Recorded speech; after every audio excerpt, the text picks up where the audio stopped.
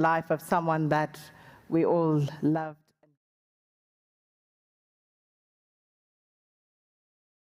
But I just have to warn you that my tears are loose, so they could come at any time, and I beg your indulgence. But as I was saying, on behalf of UB's family, I would like to say thank you to everybody who has come to be with the family here this morning, and everybody who is joining online via the streaming platform as well. Highly appreciated. And I also just want to express my immense gratitude to the family for affording me this opportunity to actually direct proceedings here this morning. It's an absolute honor and a pleasure. So today, we're here to say goodbye to UB, but we're also here to honor his life. And I think it was so fitting that that clip had music in, because that was one of his great, great loves. And boy, could he be cheesy about it. Eusebius and I had this bright idea once. It was December, and Boney M was in town. And he said, "Friend, let's go." And I'm so foolish. I wasn't like, "No, friend, this is not a good idea." I'm like, "Let's go." We bought the tickets, and we trekked to Carnival City in Brakpan. And we got to Brakpan, and boy, was it Brakpan. And we got there, and there weren't too many people who looked like us, but hey, it wasn't going to stop us from singing along to Boney M, and we had the most fantastic time. And I must tell you, ever since, I heard the news of UB's passing, which is still somewhat surreal, Brown Girl in the Ring has been playing every day nonstop. So that is how cheesy UB could be.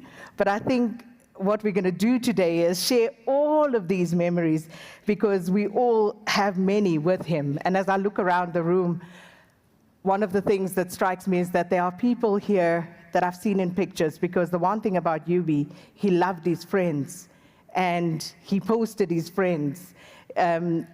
And I may not know some of you personally, but I know you because he spoke about his friends. And I'm truly honored to have the opportunity to maybe get to know some of you a little closer today, even under these circumstances.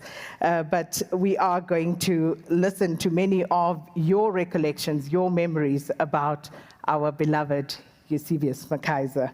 Now, I came across something that I thought I wanted to share. It says, "No one person can sum up the life of another. Life is too precious to be passed over with mere words which ring hollow. Rather, it must remain as it is remembered by those who loved and watched and shared. For such memories are alive. They are unbounded by events of birth and death.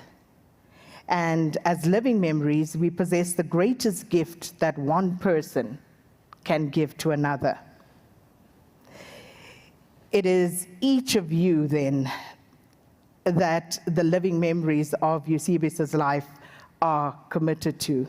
And it is your hearts and your minds that will endure the remembrance of his life. So there will, of course, be quite a few speakers coming up to share their love, their memories, their experiences of UB. But I thought maybe we could just start with a little moment of silence, just to remember him as each one of us would in our own little space.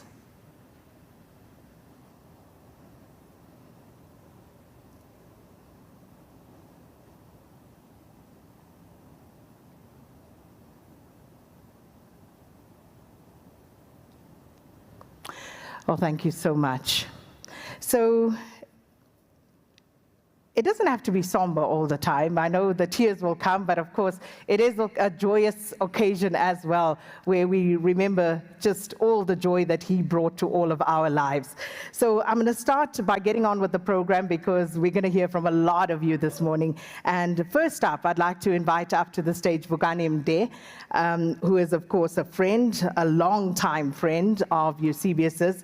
And, you know, just watching these pictures earlier on, and it took me back to when Karima passed away, and I see Mikhail, I see Zain, I see Karima's family here as well, and just how absolutely broken Eusebius was, because I think it was no secret just how deep their friendship ran. And it's almost surreal, it's unbelievable to think that we are now speaking of Yubi in the past. But I love that cartoon that was in the papers showing Karima, you know, awaiting, embracing Yubi as they are reunited once more. Vukani Mde, I know this is going to be a tough one, but do come up, brother. And Vukani is going to give us a message from Luandile Sisilana as well.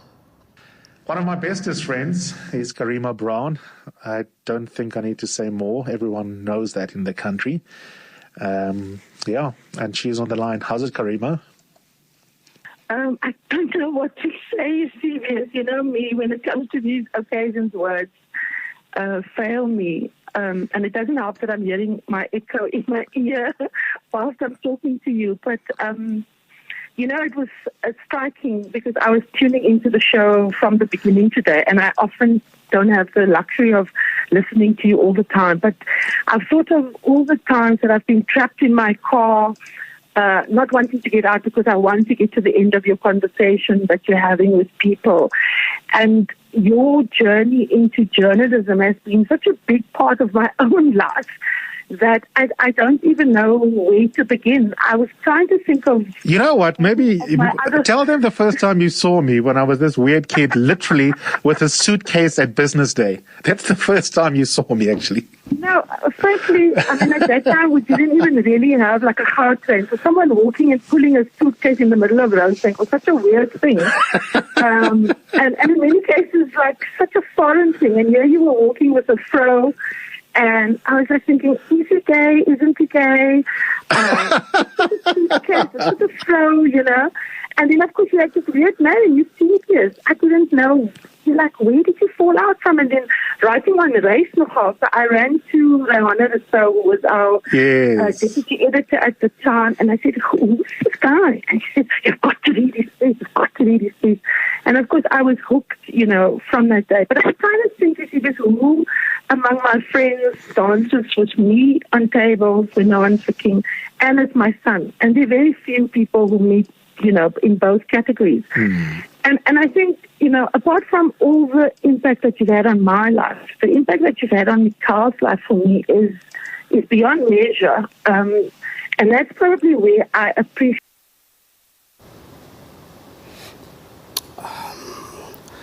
I don't know whose brilliant idea it was to start with that clip. Thank you for that. Yeah. I'm sorry, Sakina, that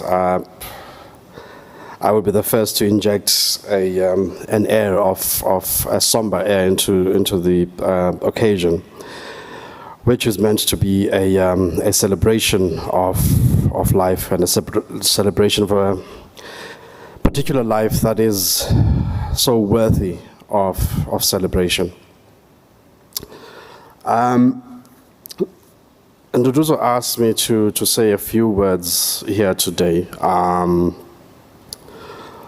behalf of something he calls the core group.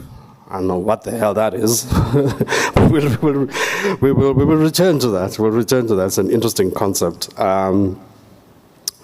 Initially, I really did not want to. I still don't, to be honest. I still don't want to speak. I still don't want to be up here. To begin with, a lot of people have penned a lot of articulate, beautiful, eloquent tributes to Eusebius. people who are a lot better suited to it than I am. In part, I don't feel that I have a lot to add to that. This is a room full of people who know Eusebius, all of whom loved him and were loved by him.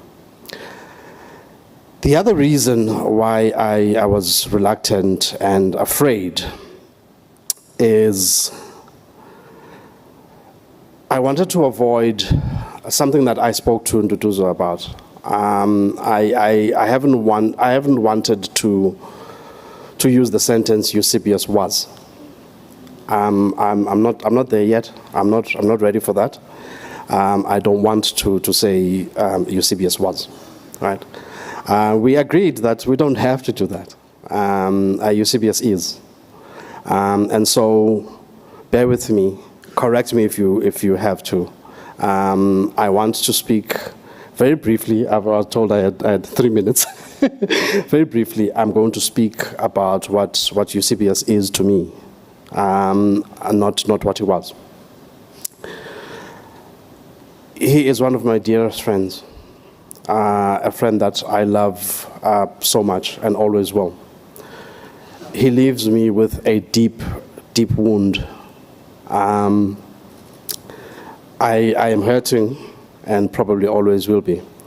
Probably all of you in this room are hurting.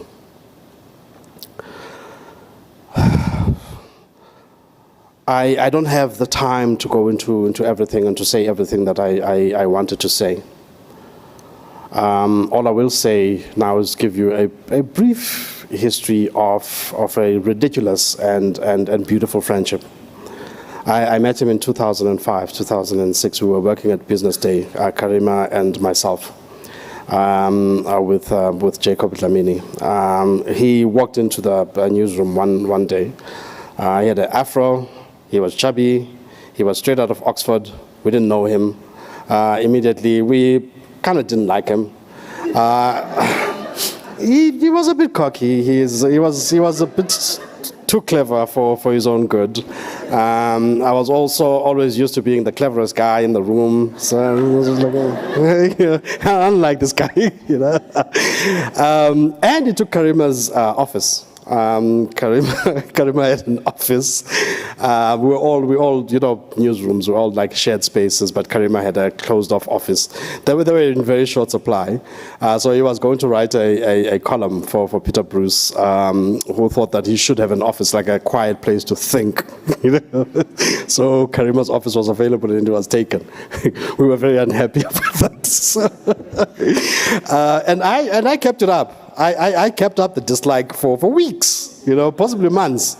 But Karima warmed to him, and she started hanging out with him. I was like, well, what the hell's wrong with you? Like, why are you hanging out with this guy? It's like, he's very clever. Like, he's brilliant. I'm like, yeah, okay, we're all brilliant. But soon enough, the three of us were all friends, and the circle actually expanded.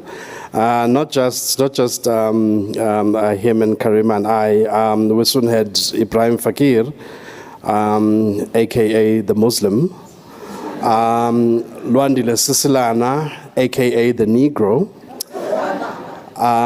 Amy Musgrave, aka the token white chick. And we spent as much time with each other as we could.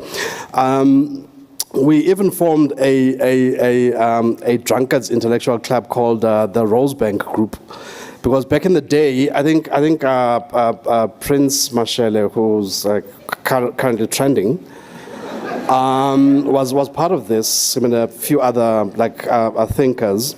There was something called the Midrand Group. Correct me if I'm wrong. I'm not sure if Prince was part of that or not. We ridiculed the entire idea. We thought it was incredibly pretentious. I thought, like, what the hell is this? I mean, this is not medieval Italy. Why are we forming groups? But we were also very jealous of it because, and so we organized ourselves into the Rosebank group. We'd meet at what's that place called? Doppio's. Was it Doppio's? Later on, there was Hell's in Melville. I would always forget to do the intellectual work, though. We'd kind of like get pissed, you know. So the Rosebank group never quite reached the heights of the Midrand group. Sakina was saying that Eusebius speaks about his friends. Eusebius also gossips about his friends. I don't know if you know that. I can tell you things. Quite a lot. We patched up a lot of our own differences over gossiping about other people. Because we did have a lot of differences. We did have a lot of fights because I mean, we were friends, we were close, and we loved each other. But we were incredibly different. I mean, intellectually, we're different. This is one radical liberal and a soft Marxist. Very different backgrounds. We had different approaches to class politics in particular. So we'd always be like, we'd be at each other's throats about things. But we'd patch it up. I'd get a WhatsApp saying, oof, didn't talk. When he says that, when he says he has a headache, that means he's been perplexed by some individual or groups of individuals, and he needs to talk at length about their weaknesses. We'd talk about those people. But here's this thing that it does. I don't know if it's deliberate, or I think that's just who he is. Even when we are going to gossip about you and we are going to be rude about you and going to say the worst things about you, he will begin it with a laundry list of all the things he loves about you, all the things he respects about you, all the positives that he sees in you before dressing you down. You know? And essentially that's who he is. That's who he is emotionally. That's who he is. That's what he's committed to at a philosophical and intellectual level, because he is always looking to. I suppose you could call it constructive gossip. He's always committed to building, even when he's breaking down. I think I've run out of time, and I see it's a very, very long program. So there's a lot that I could say that I won't say, at least not now, not here. There will be other occasions. This is a life that will be celebrated for as long as all of us shall live, certainly. I was introduced as a speaker with a message from Lwandile. Lwandile says, I should say to you, Eusebius, ndlelantle mhlekazi wamhle, siyakukhahlela sithi ndlelantle, ndlela yokukhanya. Enkosi. Thank you, everyone.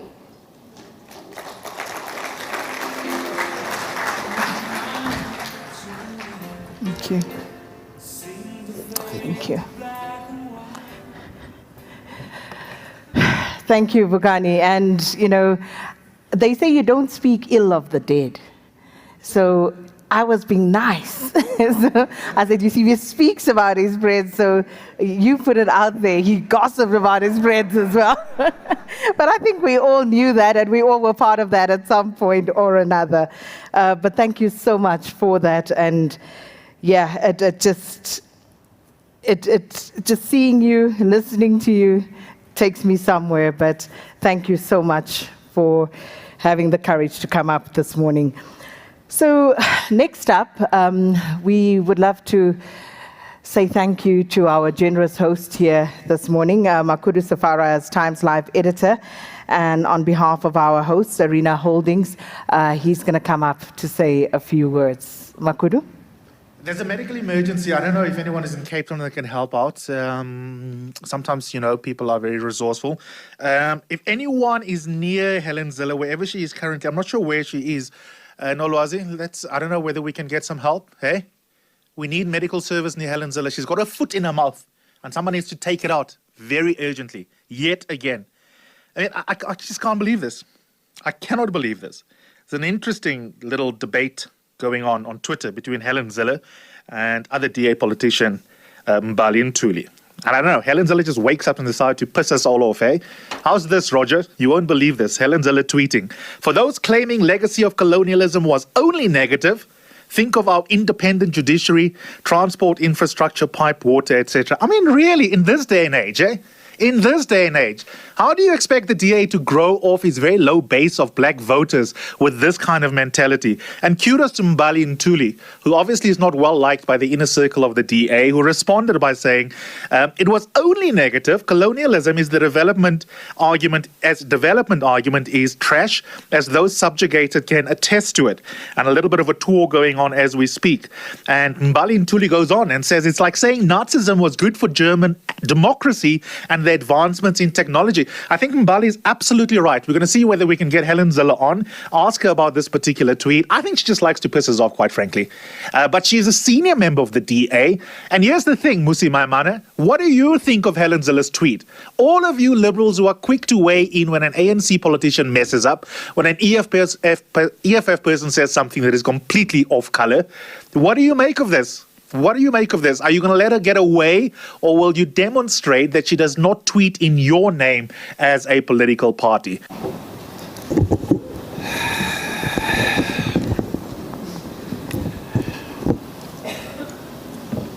I wanted to say good morning, but I wasn't sure because suppose like the rest of us, pummeled by a torrent of emotions about our friend, our colleague, our teacher, our philosopher king. And so,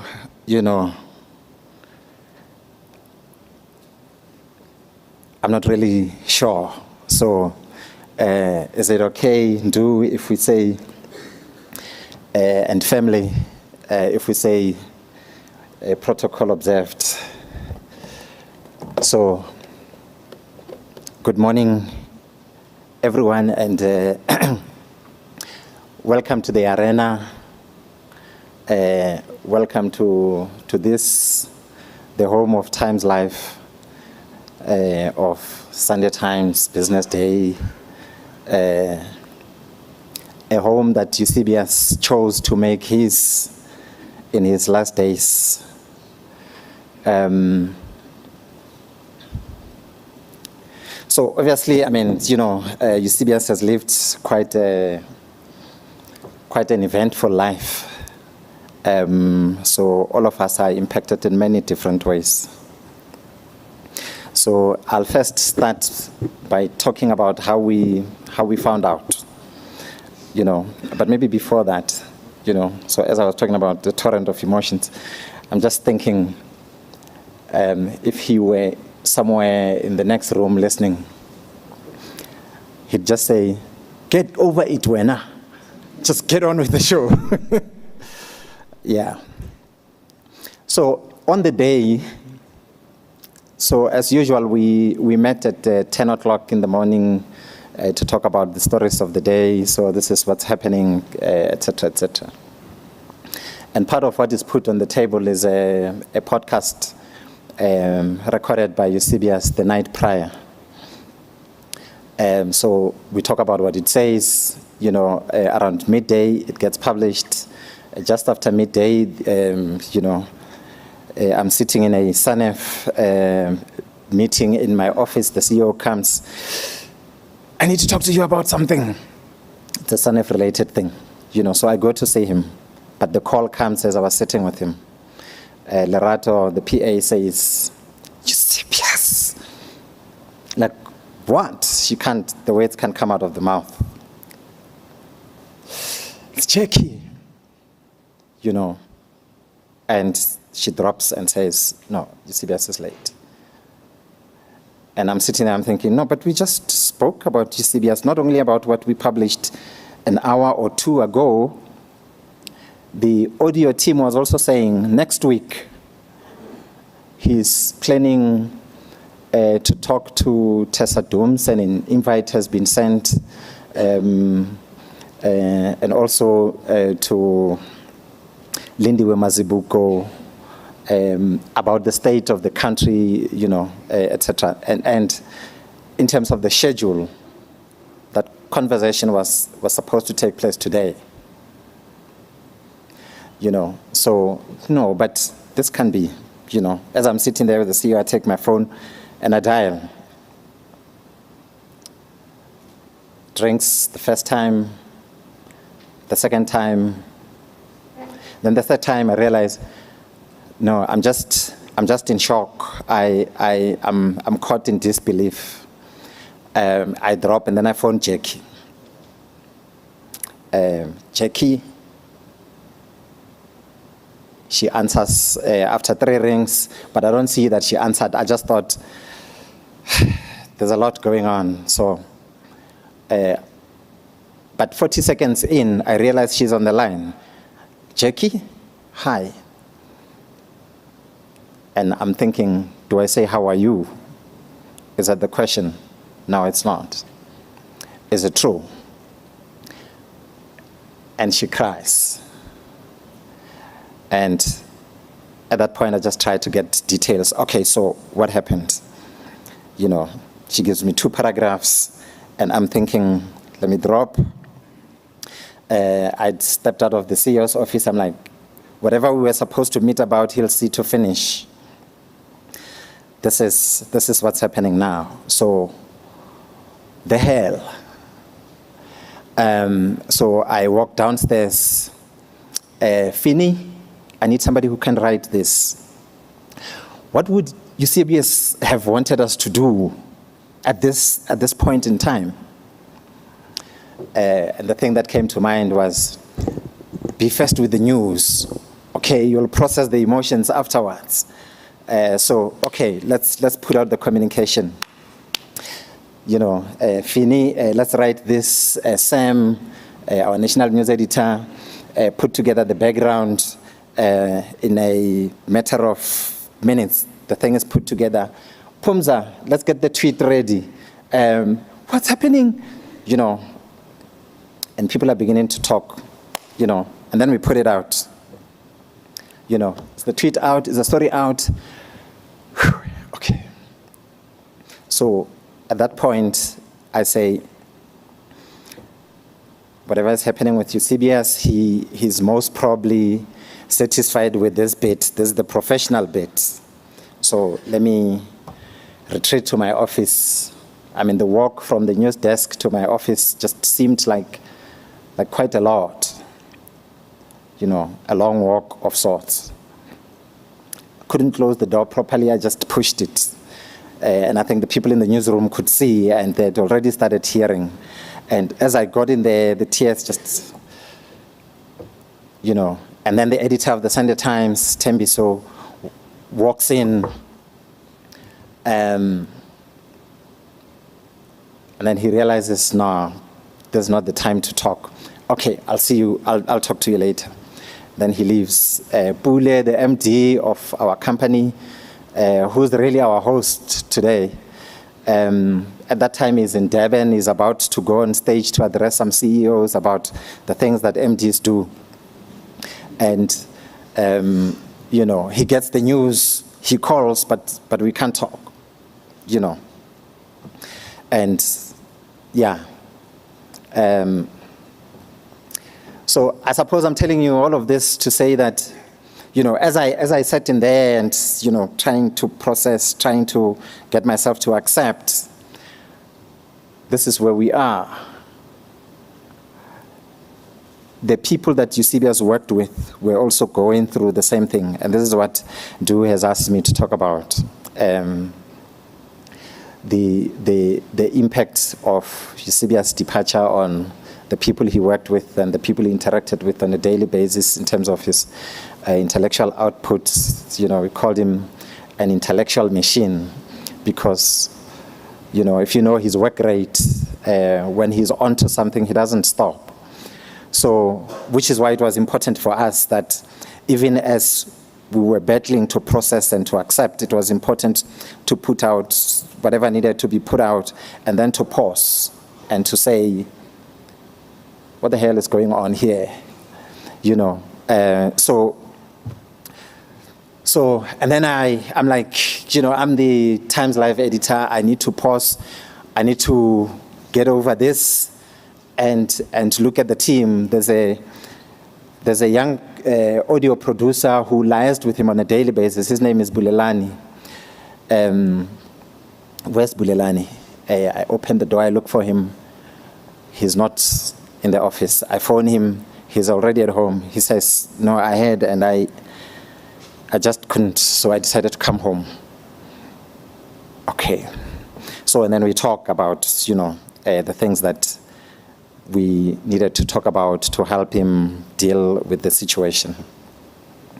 But of course, I mean, many other employees are similarly affected.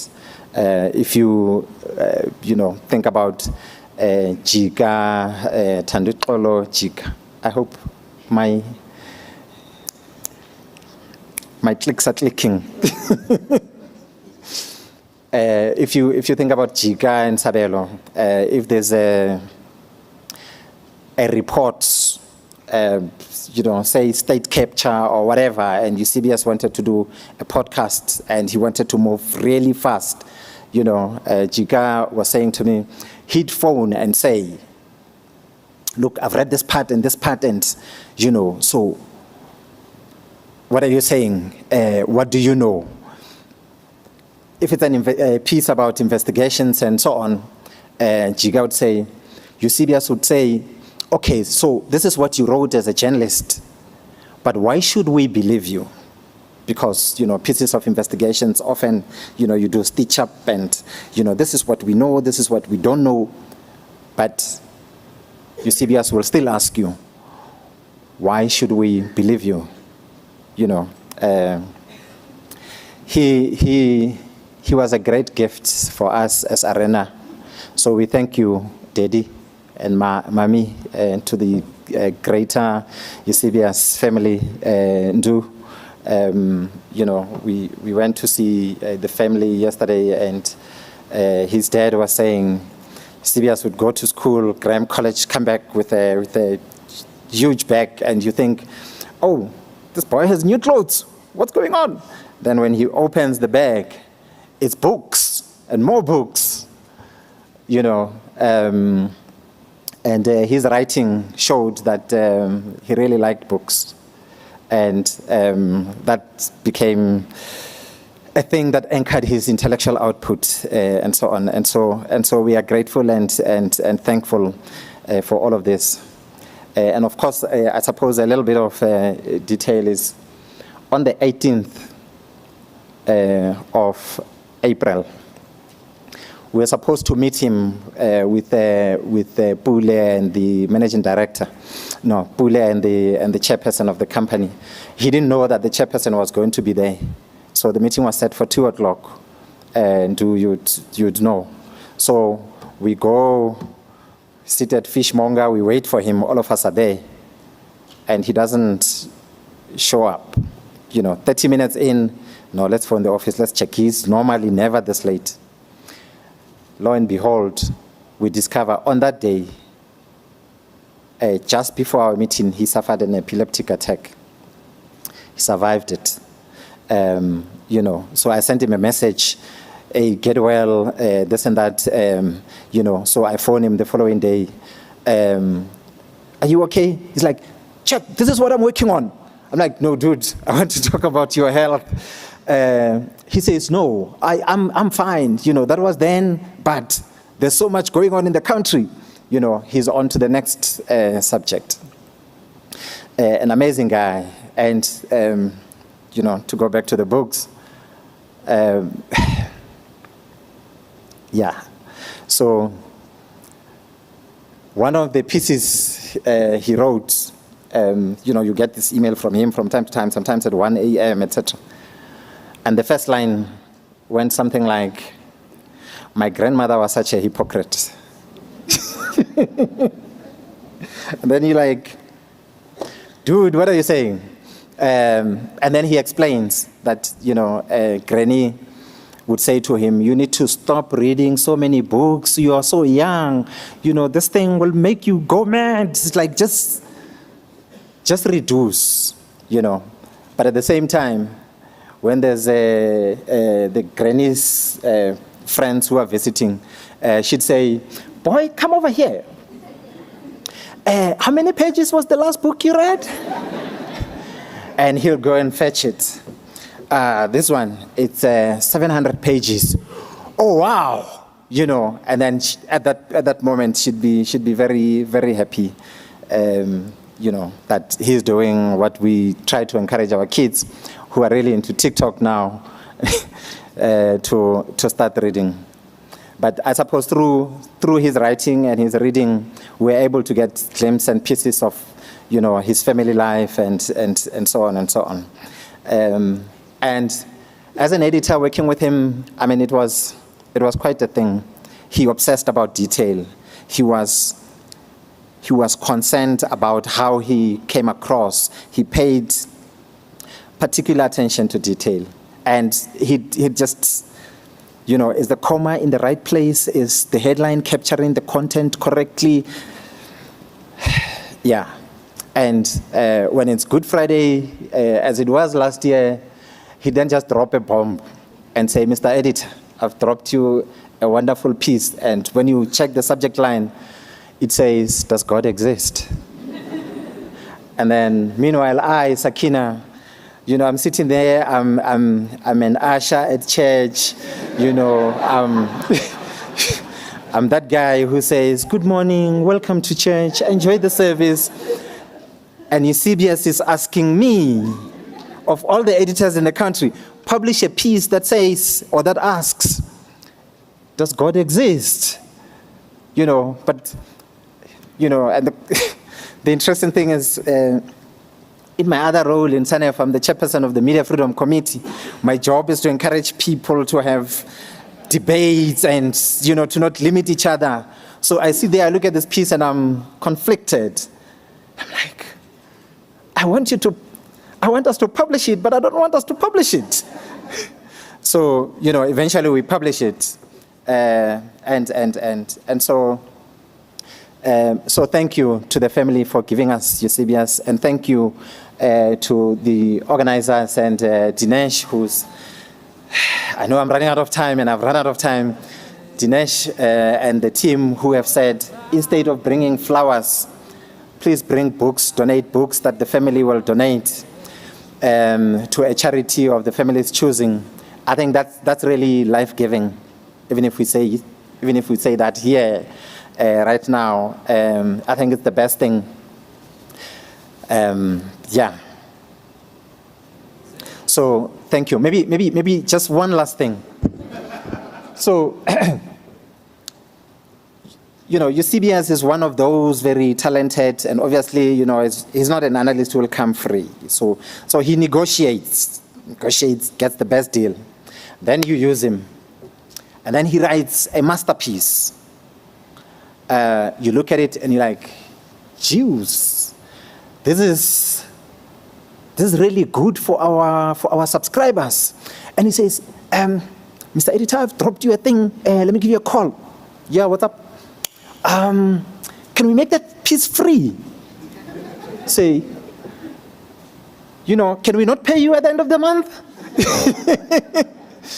No, you know, but then it becomes a negotiating thing, you know. So how much of what he writes that, you know, must be free, and, you know, and he wanted as many people as it is possible to get access to his content, and at the same time we wanted many people to look at his content and say, "We want to subscribe so that we can get access to this content." And then he'd say, there's a thing called tick strategy. Only Eusebius could think of a tick strategy, you know. So, let's get them used to the quality, and once they get used to the quality, and then we put it behind. Yeah. So he really was an intellectual rock star. As an editor, I look at what we're doing today, and I think he was our plan. And as the MD had already said, there's so many things we wanted to do with him that we're not going to be able to do. And there isn't anyone in the country or anywhere that we're going to find to replace Eusebius. He's not replaceable. He's just, you can find bits and pieces elsewhere in many different people, but you're not going to find what he brought to the table as an individual. And for that, we are grateful to the family. We are grateful to to his partner, to the friends, and everyone for the time that we had him contributing to our platforms and him enriching our country. He was a true patriot, not the ANC and DA defined patriots, but a true patriot because he wanted what was good for the country. His last tweet talks to that. Thank you. Thank you. Thank you. Thanks, Makudu. Sorry. No, thank you. Well, thank you so much, TimesLive editor Makudu Safara. And you're so right, Makudu. And I think one of the reasons why Eusebius and I got along so famously is because we never spoke about religion. It never came up. It was just one of those things. I know who you are, you know who I am, and it's okay. We never spoke about it. But also with regard to attention to detail, you know, I would invite Eusebius to come on to Morning Live for a 10-minute discussion on something, and we would speak for 2 hours in preparation for that 10-minute interview. And that's just who he was. And Makudu is absolutely right. He really was very concerned about how he came across, and that is something that I think a lot of us can learn from in terms of taking yourself seriously, because why should other people take you seriously if you don't take yourself seriously? But we have to move along. Makudu, thank you so much. And the only reason I didn't stop you is because you are the host here this morning. So I just want to say to all the other speakers coming up, when you see me approach the white line, that means your time is up. So without much further ado, let's invite Karen Morn up on the stage. Of course, Karen leads No Introduction, longtime friend, and a journalism colleague of UB's. So Karen, please come up. So yesterday, being the nice guy that I am, I asked my team, who wants tea? Proper tea, not the coffee that hopefully one day the new CEO will improve on here at Promedia, but, store-bought coffee. So I thought people would just say, either no or, yeah, cool, I'd love some coffee. There was one person, I shall not name them, in case they're no longer cool amongst their friends. He or she was like, yes, I want chai tea. Chai tea. Hey? Chai tea. And I chuckled because it reminded me of something that I recently discovered in my fridge at home.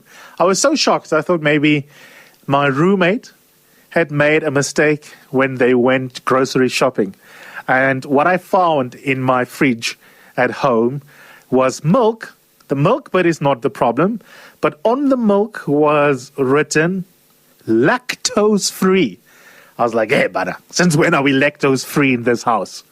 And when I inquired from my roommate, I was told that apparently the human anatomy was not designed for lactose.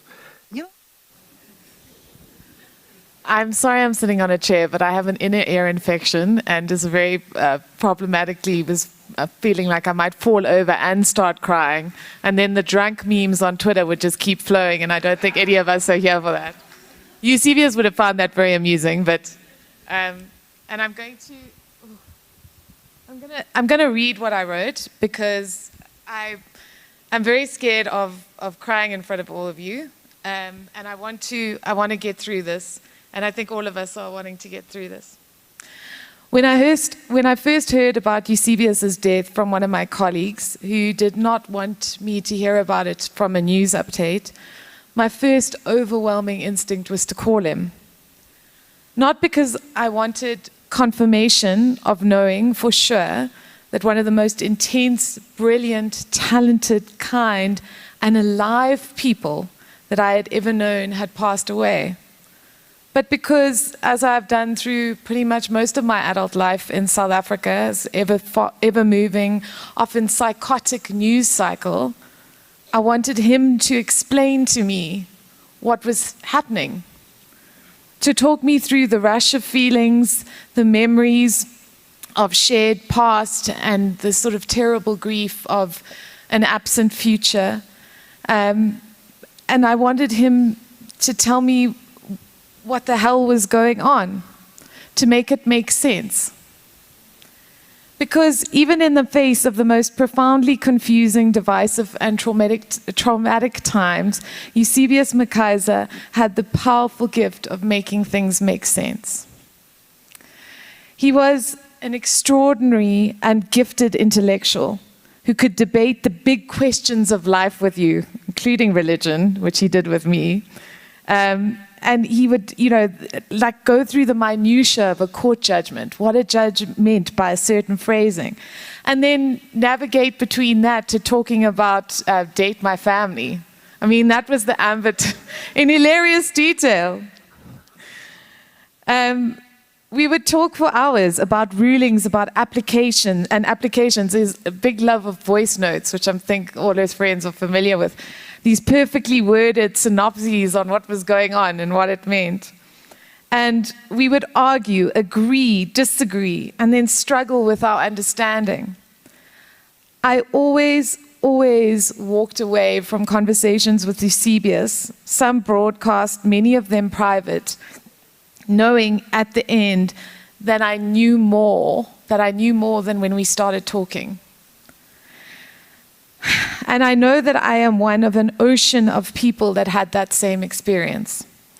Whether he was delivering one of his painstakingly researched broadcasts with the brilliant Megan Lubke, who did such incredible work together, giving a speech or having a passionate conversation at a lunch, Eusebius was, at his heart, one of the greatest teachers that this country has ever known. Eusebius demanded excellence from himself and from the people blessed enough to have engaged with him in the spaces that he occupied, spaces where he always made other place for other people to come in. He was not selfish in his intellect. He was not selfish in his success. He lifted as he rose, and he is one of the people that embodies that saying more than anyone else I knew. You don't know this, but when I first met you at Rhodes University, you intimidated the hell out of me. I mean, you were a brilliant debater, so incredibly smart, and I was terrified of saying something inane or stupid or, foolish around you. But when I got to know you, I discovered that you were your own harshest critic, and the excellence you expected from others was the very same excellence you constantly demanded of yourself. I think it was something that you and your beloved Redi Tlhabi had in common, that refusal to be intellectually lazy or to produce journalism or commentary that acted as an amplifier for misinformation, misleading political rhetoric, or blatant dishonesty. Refilwe Moloto is spot on when she says that the South Africa's biggest problem is how easily distracted we are. But you, Eusebius, were never distracted. That's what made you such an exceptional legal journalist and analyst. You cut through the noise to the quiet and persistent truth that because so much of our public discourse is dominated by very loud and very psychotic narcissists, we often struggle to hear. But you made us hear it, Eusebius. And not only that, and most valuably of all, you taught us how to hear it. You were a teacher in a far more personal way to your friends and those you cared about. I don't even know if you realized how powerfully you mentored so many young and upcoming journalists, analysts, legal professionals to move from just being good to being excellent. I read Nolwazi Tusini's incredible thread about how your often very demanding mentorship gave her the skills and confidence to step forward into her role as a sharp and hard-hitting broadcast journalist. I think of also Ziyanda Ngobo, who you were so proud of, one of South Africa's most talented broadcast journalists, someone that you nurtured in your own way. And I know you were proud of them and so many others because you told the world that you were, with detailed, beautifully worded social media posts that were a hallmark of how you not only empowered this country's young talent to step forward, but you also shone a light on them so that everyone would know who they were. And I thank you for that. There are so many people in this room that can speak to the power of your encouragement, which I know energized and empowered so many of us when we were in dark spaces and needed the light of your honesty and your kindness. And you did that for me. You did that for me. You have left a generation of courageous thinkers behind you, Eusebius, people who learned from you how to get to the truth of an issue, however messy it is, and not to be afraid to speak up. And just like you did, calling out corruption and incompetence as readily as you refused to let people get away with nice racism. I know that all the fights you chose to fight were born out of real love. Love for this country, love for its people, and love for a future that I know you wanted for all of us. You were never, ever apathetic about injustice, Eusebius. You refused to be. And I hope and pray, though I know you're going to roll your eyes at that word, that we all keep fighting for the hope that you carried inside for all of us. I wanted you to know that I will miss how you comforted me, how you made me cry with laughter, your book and film reviews, the love of food you shared with your soul sister Karima, your ability to assess everyone that you cared about with both deep love but much needed honesty. I hate that I won't see you grow old with Nduduzo and write more brilliant books and analysis and discover more beautiful Johannesburg streets that you post about and walk and post hilarious, compassionate, enraged things on the social media platforms that you use to document your extraordinary life. I am so grateful for those posts now. I read them, I watch your videos, I listen to your voice notes, and I cry because this is the archaeology of a life that even though it has been bearing so much fruit and it will bear fruit for generations, ended far sooner than it ever should have. But Eusebius, it was an extraordinary life. So I want to ask everyone who feels the same way as I do, in my shaky sort of problematic ear space, to just stand up and to give a standing ovation to Eusebius McKaiser for the way he lived his life.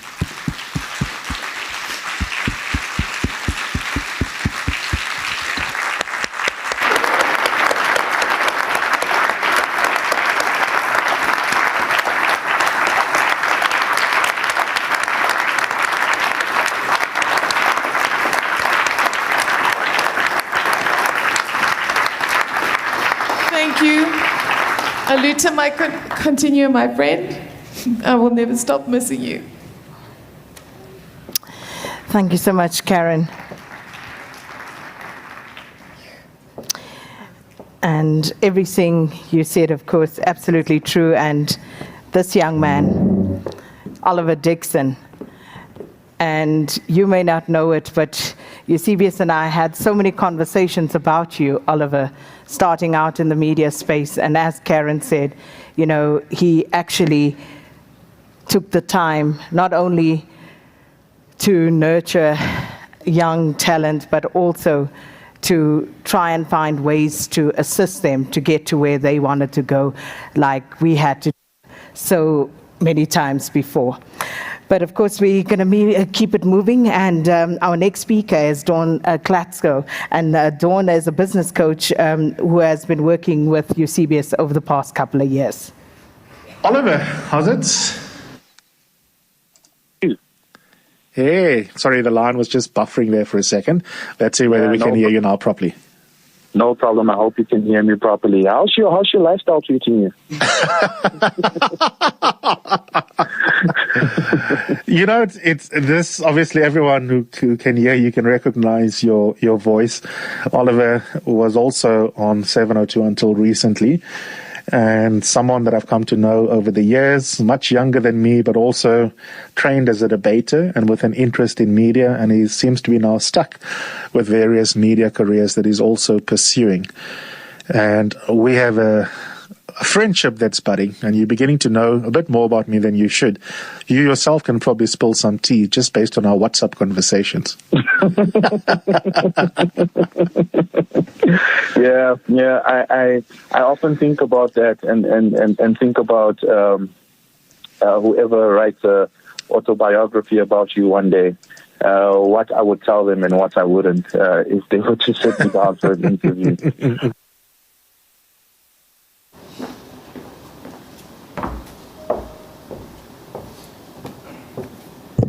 I really just want to say thank you, Karen. I was going to say what she said and then just leave, but I guess that wouldn't land well.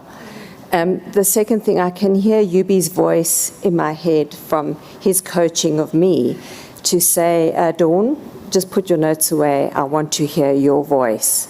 So I apologize to Yubi, but I'm not going to do that today. So I've worked on hundreds of brands in my career, but working with brand Eusebius has by far been the most interesting and the most rewarding. And I hope to give you a slightly different perspective on this brilliant brand Eusebius this morning. We first met when we both worked at Power 98.7. I was technically his boss, a fact he loved to share because he knew it would make me chuckle and turn slightly pinkish in my cheeks. Sorry, I don't know where that feedback's coming from. I say technically because it was like saying that I once looked after somebody's domestic cat, so I was equipped to tame a lion. Seriously. I'll never forget the first time that I was instructed to call Yubi to a disciplinary. He had called some very high-profile individual, I won't mention their names, an idiot on air. Now, everyone in the office obviously knew what had gone down, and I'll never forget the sight of Yubi. You know, he had this like really relaxed lope, and I saw him coming down through the open plan offices between the producer desks, and all I saw were the eyes watching the lion coming along. I think that secretly they were hoping to see him snack me. But the fact of the matter is that I'm not an idiot. So he came into my office, and the extent of the disciplinary was for me to suggest to him that rather than using blatant language like that he draws on the Eusebius lexicon and uses one of those very smart people words, because an idiot won't realize that they've been called an idiot. And that triggered one of those hearty Yubi chuckles, you know, that comes from deep down in his tummy, and was the beginning of a wonderful friendship built on mutual respect. So let's fast forward a good few years when we'd both left, he had left radio, he'd just launched Run Racist Run, and I was now fully committed to the career of a business and executive coach. And Yubi was looking for guidance on building his brand independently of a platform, and I was looking for help to write a business book. And so began this wonderful, non-commercial, symbiotic relationship. And I want to share just a few perspectives of the privilege that I had of getting to know this wonderful brand. First of all, I'd like to share that he was surprisingly tolerant. Quite frankly, he made me quite scared, because key to his brand success was the need for that creative genius to tolerate unimaginable horrors like Excel spreadsheets and words like fiscal vigilance. Not that he wasn't familiar with all of these concepts from his McKinsey days. It was simply that he had never, ever entertained the idea of embracing these concepts for himself. And then we started adding a few extra players to his support team. So in addition to his boxing training partner, his manicurist, and his barber, there was now a bookkeeper, a financial planner, an executive assistant, all entering the circle. All of them asking questions and imposing disciplines. Can you imagine? And he embraced it all, and we all fell in love with this incredible man. As an aside, I would particularly like to acknowledge Jackie Stradham, who many of you know as his virtual assistant, and I know as UB's absolute guardian. She's here today, but just doesn't have the strength to pay tribute to our UB. As an aside, Jackie's cat was the one that I managed to be responsible for. But another one of UB's aversions were stereotypical labels. And unfortunately, these did creep into our brand strategy sessions. There were a few things that he agreed to, though. One was when I referred to him as a challenger brand. And my heavens, wasn't he just that? If the cause, the action, the statement warranted challenge, he was first to take it on. And he would do it with the panache and the skill of the master debate champion that he was. He gave voice to millions of people who weren't able to utter the first syllable, but knew that he could do it for them. I had the experience of that. When things made me fearful or anxious, I would use the privilege of having the direct line and encourage him to take up the debate. He was less thrilled about being referred to as an authentic brand. I'll never forget one particular session where, to be honest, I did draw on a Google explanation and definition of authenticity, much to his horror.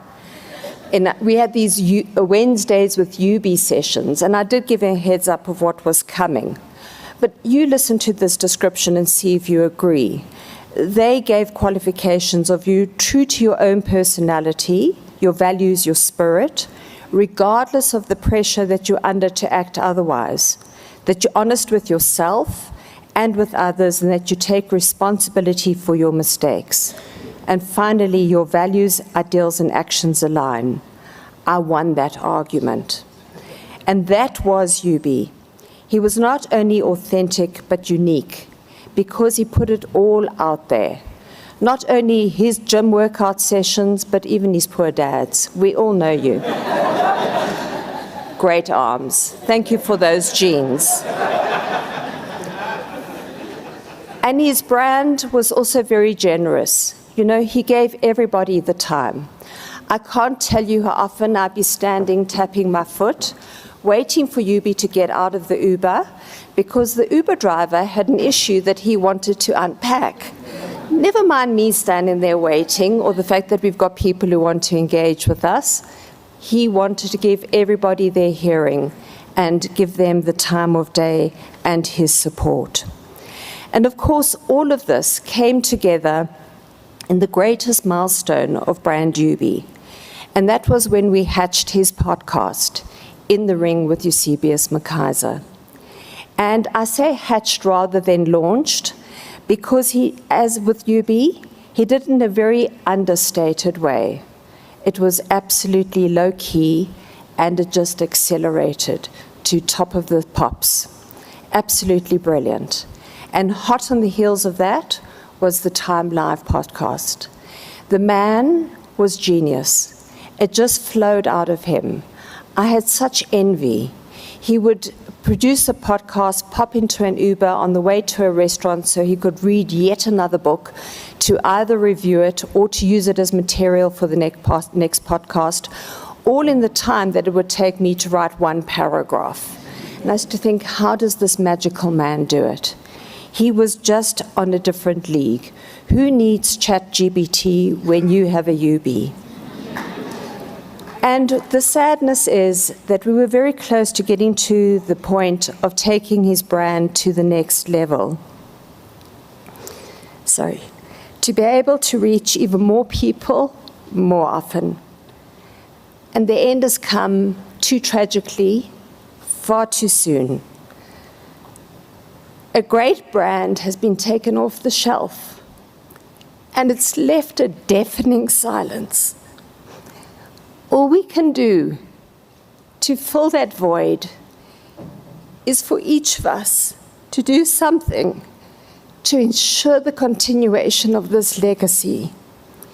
We will never match the power of that voice, but perhaps, just perhaps, if we each do a little something, we can create a beautiful whisper. Rest in peace, my beautiful UB. Thank you.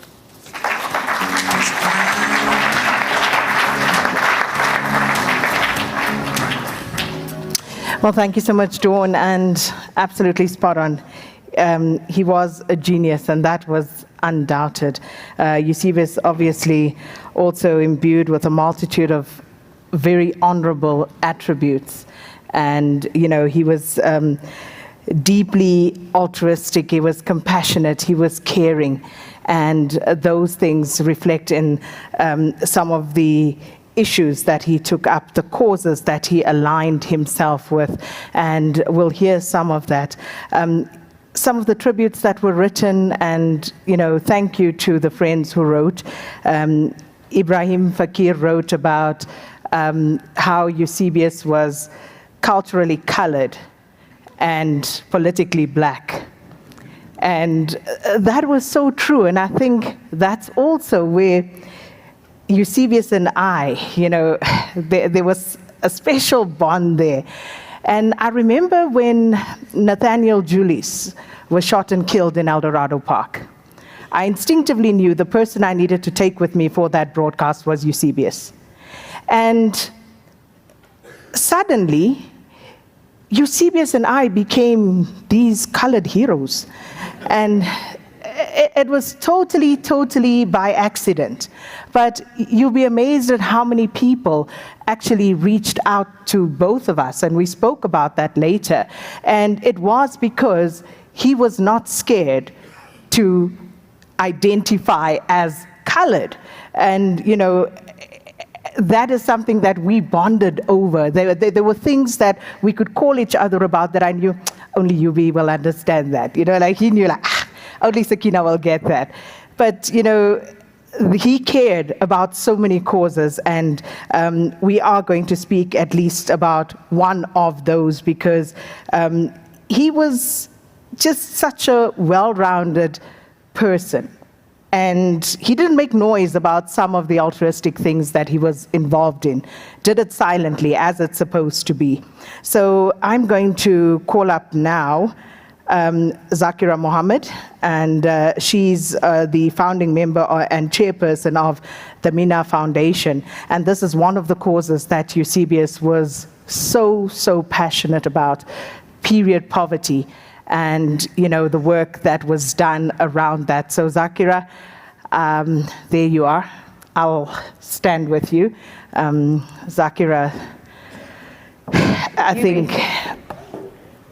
I mean, I have to say to you that when Sadiqa says something like, actually, the majority of people's sensibilities are affronted when it comes to that very assertive gay agenda that we do see in Western countries, and it is that which is un-African. Fair point. Not at all, Zainab. I mean, when I listen to David and also Sadiqa, what I hear is basically a tissue of irrational argument and hatred. And where does one even start? Let's start with David's point of view. This idea that African values is all about procreation and we're all a bunch of sex machines is nonsense. Absolute nonsense. Okay? What does David have to say to a straight couple who's sterile that they should feel less African because they can't give birth to kids? What about a gay couple that have decided, actually, I want to have a kid, but I want to continue living in a same-sex relationship the day after I've spawned one? Will you be more comfortable with that person? It's just a badly thought-through point of view. And the same with Sadiqa's. I mean, this idea of the 2 points that she's mentioned, firstly, that I get offended. Well, I get offended by homophobes. Does that mean that he must go into the closet, as it were? No. And that, of course, also because we tend to forget sometimes that Yubi was also a TV person, and it's not just the radio. You know, he really did love broadcast in all its facets. Zakira? Thank you. Good. I think it's good afternoon. To all the family members, Miss Jackie, fellow friends, colleagues, and all who knew Eusebius. I stand here in disbelief. I am going to actually read my speech because I don't want to leave anything out. I stand here in disbelief and shock just like all of you, and never in a million years could I have imagined standing here paying tribute to Eusebius. There's so much I want to say. There's so much I can say, but there isn't enough time. This is so hard, and I'm going to do my best to honor Eusebius. I'm going to give you my experience, who I knew Eusebius to be. So it wasn't the side that everybody knew on radio. So our love story began in May 2017 when I was invited to speak at the first African Shared Values Summit at the Sandton Convention Center, where Eusebius was the MC. My first encounter with him was in the speaker room, where he, being the consummate professional, wanted to know how to pronounce my name correctly. The only thing going through my mind at the time was, I never want to be in the hot seat with this guy. Needless to say, I've been in the hot seat many times after that. He always put me at ease and made me comfortable. After my first interview with him, Yubi was eager to join Team Mina. He was so inspired and wanted to make an impact. Of course, I had heard that many times before from many others, but the difference with Yubi was that he prioritized Mina. And before you knew it, he was welcomed to our board sometime in 2018. For those of you who don't know, Mina is a menstrual cup on a mission to end period poverty. Her circumstances do not define who she is. She's smart and confident, she wants to stay in school, and she's proudly South African. The Yubi I knew was kind and compassionate and so polite. I know that doesn't sound familiar. He was so sensitive and so gentle, and he really was. And he was really eager to make a difference. He used his platform to highlight all social ills in our society, as you all know. Our country needed him. Our country felt safer with him. The thing that stood out for me was that Eusebius was intentional in everything he did when it came to social justice. He was also so very funny. I'm sorry, Ndu, he really was. And he was so witty. He always had me in stitches. I often teased him about doing comedy in his spare time. He was flirty and mischievous, and he had the most stunning smile. He really was a committed and active board member, the only non-menstruator with the loudest voice. He always entertained my ideas, even if they were a little far-fetched. He just made it happen. One of those moments was when we hosted the menstrual conversation with men and boys live in studio. We invited 50 people and 100 attended. We had boys from St. John's and girls from Kingsmead College and a lot of men in the room, where we discussed how periods are everyone's responsibility. He hosted many other interviews with beneficiaries sharing their stories on air over the years.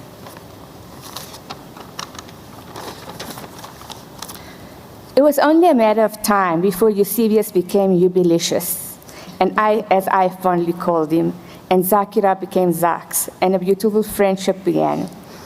During Eusebius put together a radio documentary with stories from women working in landfills, women who pick up our unhygienic period products, women from all walks of life called in. Some were in hiding, some lost their jobs, some were gang raped. It really was a very emotional documentary that had him in tears. Over the last 2 years, we spent much more time together. We went to St. David's School here in Sandton to address the gents, as they are called. Yubi highlighted that if men had periods, we won't be standing here today. He said there would be an extra budget just for research. He urged the boys to speak to their CEO dads and play their part. Late last year, we went to the Nelson Mandela University where we launched Mina on campus with our partners' Gift of the Givers. Yubi highlighted why keeping girls in school and women at work made business sense. And he was so appalled by having to have this conversation with women at the helm of this organization. In February this year, we went to Rhodes University, a place Yubi felt right at home. He urged the men to take a stand and help eradicate period poverty. And he was so excited for our upcoming trip later, where we plan to take Mina to the community of Makanda. During lockdown, while testing my non-existent culinary skills, some of my memories, during lockdown, while testing my non-existent culinary skills, I cooked a meal for him in Duzuzo. What was supposed to be a 5-minute drop-off turned out to be an almost 2-hour conversation outside my car. We spoke about his health, we spoke about epilepsy, we spoke about gym. Of course, we spoke about gaining weight and how we had no control of our bodies. We laughed a bit that day, but mostly we cried a lot that day. I really enjoyed the Instagram Live with his friend Oliver Dixon, where I sent them both a pack of period pamper products to unpack during the live. Yubi was so cool and calm opening period products and guessing how to use it. As for Oliver, he was only interested in the snacks, which he devoured long before the live. Yubi, I will miss our deep conversations, our laughs, our tears, hearing about your plans for the year, how you had to get your books out on time because you had a deadline, and how you were planning that much-needed trip that COVID delayed. I will miss you comparing our board to the board Nduduzo sits on, and I had to remind you that we are only 7 years old, and they're like 100, yeah? I will miss our annual year-end lunches, your big infectious smile, and your jokes that Nduduzo didn't get, and how we planned the future of Mina. I will miss our so-called debates that I thought were mere discussions. I will miss how you push my buttons to help me open up my mind. I will miss listening to family stories about your dad and sisters and your brilliant niece who's a lawyer, and how you always make time for family. I will miss complaining about Miss Jackie sometimes making it so hard for me to reach you, and how you laughed and said, yes, she's brilliant, but you have my numbers, Ax. I will miss it that you could never say no to me and always went out of your way to make Mina rise. I will miss observing your encounters with strangers or the waiter at the restaurant. It's like you were always mentoring us without us knowing. You always left us with something to think about, and we were constantly learning around you. I will miss your perceptiveness on how you picked up on things that most people didn't notice. I will miss how you were always taking pictures of me when you were sitting on stage and sending them to me to distract me and make me giggle.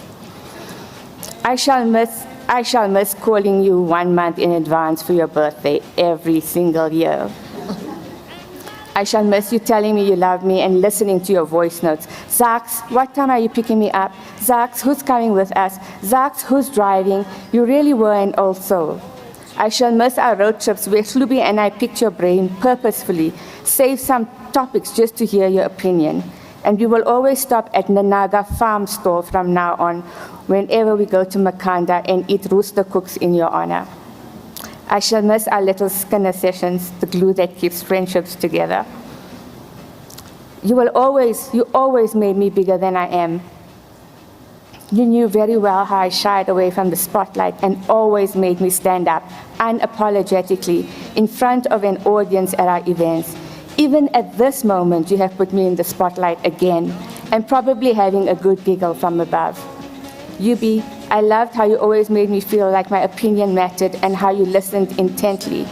And as per my last WhatsApp message to you, happy birthday, beautiful man. I don't have any words to describe the amazing human that you are. eternally grateful. You have left a scar in our hearts, and I want to remind you that when we met, we had 10,000 beneficiaries. And since you left us, we are on 100,000 beneficiaries. In South Africa and beyond our borders. Thank you for making MENA yours and for trusting me and for the honor of being called your friend. I love you forever. And we will soldier on and make you proud. I end with your last words to me. Thanks so much, friend, for everything.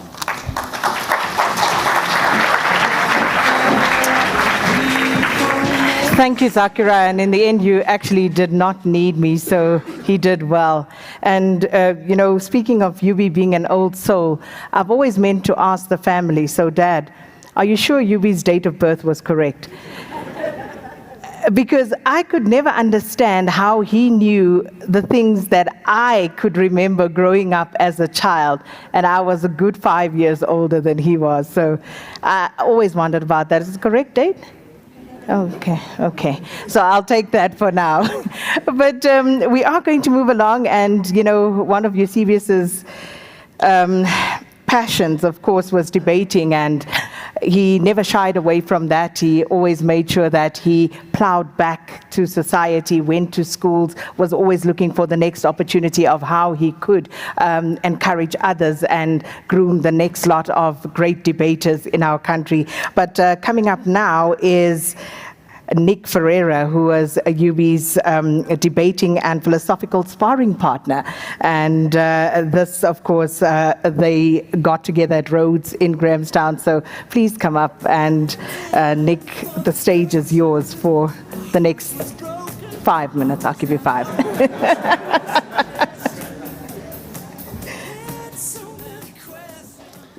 We normally get 7 minutes in debating, but I met Eusebius at Rhodes University in 1999.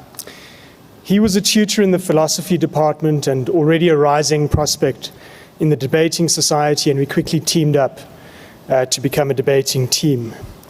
He loved to build cases, carefully laying out arguments in support of normative and policy decisions, and I liked to rip them down. So we made a good team, and we won a few competitions. Most joyfully, the UCT National Championships in 2001. In relation to that, there are photographs. Please do not look at them. But if you do, remember that that is just how fashionable intellectuals dressed at the turn of the century. We quickly became friends as well as debating partners. He wouldn't have said friend, he would have said interlocutor. He loved that word. A person who takes part in a dialogue or conversation. And he meant it Socratically, and it was a mark of honor.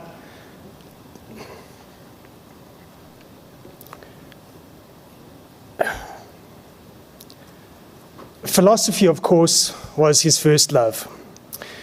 He was unusual in the extent to which his philosophical commitments drove his personality. So to give you 3 examples, he was, number 1, an analytic philosopher. That means he revered logic, clarity of thought, and was deeply committed to truth-seeking and rejected obfuscation and bullshit. So he would never refer to someone like Derrida without putting the word philosopher in scare quotes. He rejected moral relativism, which means he believed that there was an objective right or wrong answer to ethical questions. And he thought that our beliefs, the propositions that we affirm, were in an important sense constitutive of our ethical characters. So to have certain beliefs like racism or homophobia is not just to be epistemically incorrect, it's to be morally deformed. Now, your average nerd might just defend those kinds of views in academic papers, but Yubi was not your average nerd. He lived those beliefs. And as a result, it could be quite hard to be his friend, because a man who believes in the objective correctness of his ethical views and based on the rigor of the analytic approach and thinks that forms part of his character and your character is not going to be easy to get along with. We talked to one another about applying for Rhodes scholarships to Oxford, and we worried that our applications might feel too similar, and the selectors would think we can't have 2 debaters from the same little philosophy department at the same time. but I guess it was a weak year, and they chose us both. And off we went. And we found ourselves there in some very unusual situations, like meeting the Queen and Nelson Mandela at Buckingham Palace. And we looked at each other across that room, one boy from Mary Waters in Grahamstown and one from Robert Carruthers in Witbank. And we just knew we were both thinking, what are we doing here? Of course, he took to it like a duck to water, bantering with Prince Philip. I drank too much, dropped a cucumber sandwich, started crying when Madiba shook my hand. He kept up his competitive debating, becoming a beloved fixture at the Oxford Union, skewering heads of state, celebrities, and English public school boys indiscriminately. My wife Lucy said I must be sure to pronounce skewering properly in that sentence.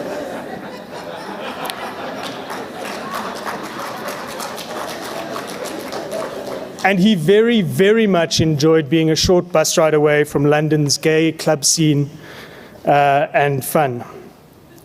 But for the first time in his life, I think he struggled to make progress academically. And that was a source of deep anguish to him. And eventually, for reasons of self-preservation, he gave up on his doctorate. And it was a decision I supported him in. After we came back, at some drinks party, someone asked him what was next. And he said, I'm going to become a political commentator and public intellectual. And I remember we thought, you don't just put in a job application for that position. But he did it. And look how successful he was. It turned out the rest of South Africa enjoyed being his interlocutor as much as we did.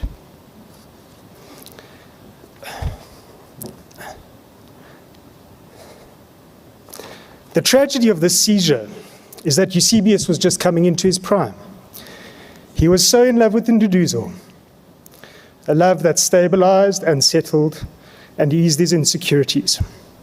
He was less primed for confrontation, less invested in winning social media wars, and deeply satisfied by his work. I was going to say that we shouldn't lionize him in these proceedings because he wouldn't want us to. And then I realized he would have loved being lionized.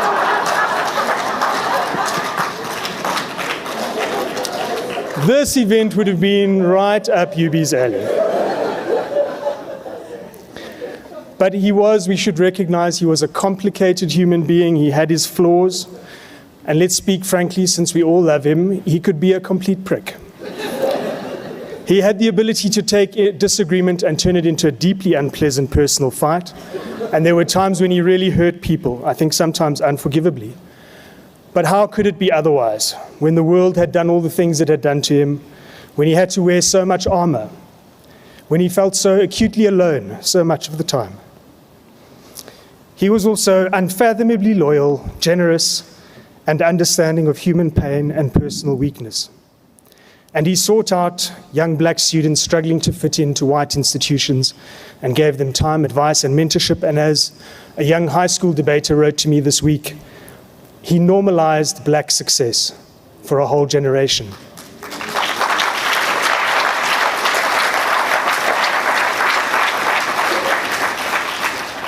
So Yubi, I don't think either one of us ever thought that you would let me get the last word, but here we are. We grew up together. I relied on your friendship and wisdom, and I think we all slept easier knowing you were out there. You are such a force of nature. We never imagined what the world would feel like without you. And now that you're gone, we're all going to have to lift our game to fill the hole in our national dialogue.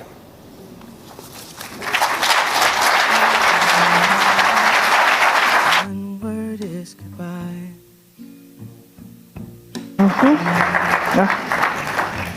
For me, it's all in what you say. So I'm going to introduce the next two speakers now. And so Wady Abrams, the Deputy Director of the Apartheid Museum. Wady, if you could just come forward whilst Dumiso Luthuli comes up to the podium. And Dumiso Luthuli is from the Rhodes Foundation and also a close friend of Yubi's. Thank you. the lips that once touched mine with a sigh. Goodbye. On behalf of my family, the National Secretariat for the Rhodes Scholarship in South Africa, Botswana, Lesotho, Malawi, Namibia, and Eswatini, the Southern African Association of Rhodes Scholars, and the Global Rhodes Scholarship Community, and of course, the Rhodes Trust at the University of Oxford. I extend my heartfelt condolences to all gathered here today, especially to the McKaiser. Yes, UB called himself McKaiser in Johannesburg, but he told me that it's actually not McKaiser, it's McKaiser. And Nyanda families, as well as to all of Eusebius's loved ones. UB, as we prefer to call him, touched the lives of so many people across South Africa and beyond. Those who read his writings, listened to his broadcasts, or had the opportunity to meet him personally. We are immensely proud to claim him as one of our South African Rhodes scholars, and deeply grateful for the many ways that he stepped up to support our work. UB had a special passion for mentoring young generations of scholars, and many tears have been shed locally and at Rhodes House over the past week as we have tried to come to grips with his tragic loss. Combining charisma and eloquence with an enormous heart, UB exemplified the Rhodes Scholarship ideals of kindness, courage, and commitment to fighting the world's fight. He brought a generous spirit of service to his several volunteer roles within our community, a few of which I would like to mention. He served for many years in our regional selection committees and national selection committees, finishing his last term on our national selection committee 2 years ago. I mean, he was one of those people that whenever I was short on any particular committee, I knew he was always on speed dial. I could call him to service at any time. And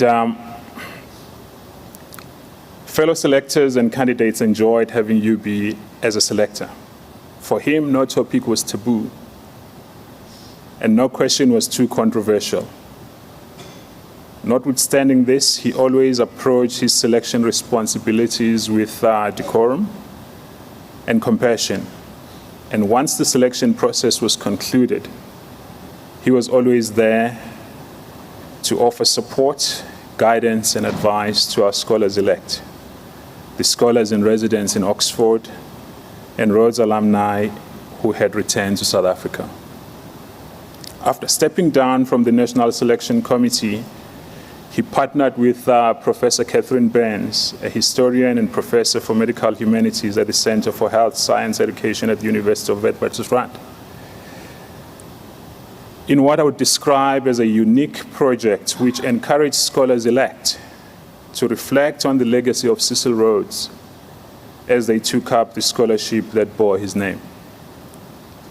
I have borrowed Professor Burns' words to describe this important work, which I have no doubt she will continue even if UB is not going to be with us to continue that work.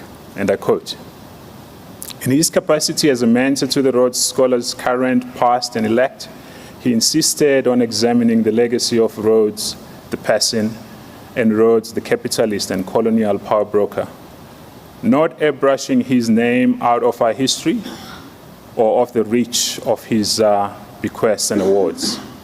UB insisted that we should turn towards Cecil Rhodes' legacy and examine it with a fine-tooth comb, forensically, for what we could and can and will learn from Rhodes and his actions. It was typical of UB's courage and scholarship-led approach to debate and knowledge. He wanted all of us, especially Rhodes scholars, to think about the way that individuals exist within a powerful social matrix. And he wanted us to look at and not away from the way that intelligence, curiosity, stamina, moral purpose, courage, and grit can turn into corruption, vainglory, violence, and greed. He was asking us all, I think, to look at power and ambition in all its facets and take hold of the lessons of Rhodes' life. There are lessons for all of us, our country now and the world, end quote. Over the past 2 years, UB served as co-chair of the Rhodes Trust Advisory Group on engaging our history, bringing enormous energy and dedication to this critical work of acknowledging the injustices of the past and taking concrete steps to build a more inclusive and equitable future. I distinctly remember during the times of Rhodes Must Fall, in a number of interviews where we had a number of follists. Unfortunately, I can't see clearly. I'm sure some of them are in this room, and some of them are definitely joining on the online platform. What was intriguing was that a number of candidates would walk into the interview expecting that they're going to be taken head-on their position on Cecil Rhodes. And so some of them tried to be Rhodes apologists. Big mistake. Oh. Dr. Elizabeth Kish, the warden of Rhodes House and CEO of Rhodes Trust, has paid tribute to his astute political commentary, always grounded in his academic training as a moral philosopher, and the incisive intellect and fearless candor that he used to lay bare the painful racial inequalities and complex dysfunctions of our beloved country with boldness, energy, and wit. We, the Rhodes Scholar community, join with you all in mourning the loss of an important, fiercely independent political voice who spoke truth to power from a deeply personal and humane space. UB embraced his own vulnerabilities and encouraged us all to do the same. As Elizabeth said, he was larger than life, and the hole he leaves will similarly be immense. I bumped into UB and Duduzo a couple of weeks ago. Don't worry, Ndu, I won't mention the place because you guys are always there every morning. And we chastised one another about our long overdue catch-up over a Sunday lunch. And of course, we agreed to make amends. And we declared that it was going to be soon.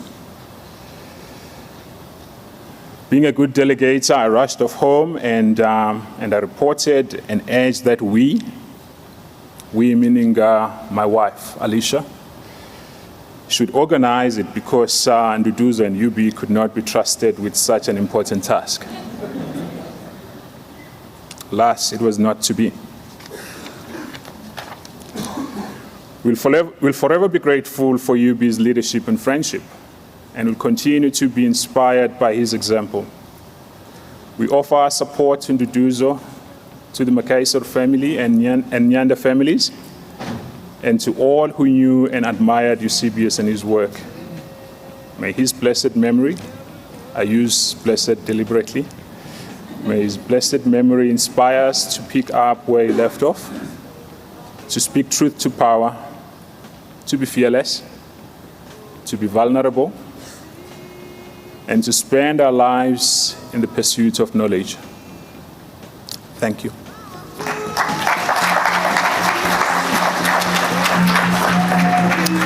Well, thank you so much, Ndumiso. And as I had introduced previously, Wady Abrams is the former Deputy Director of the Apartheid Museum. Hi, everyone.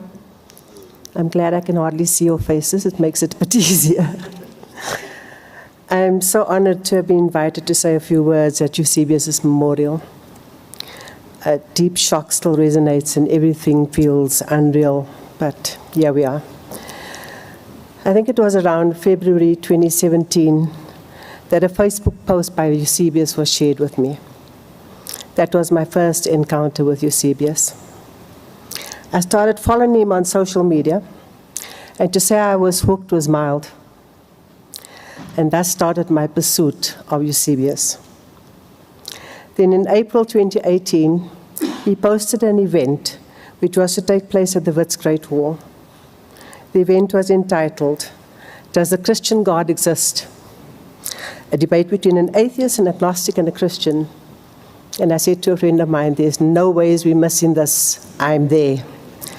And in a hall packed to the rafters, and everybody knows how big the Wits Great Hall is, I realized that this man was simply fascinating.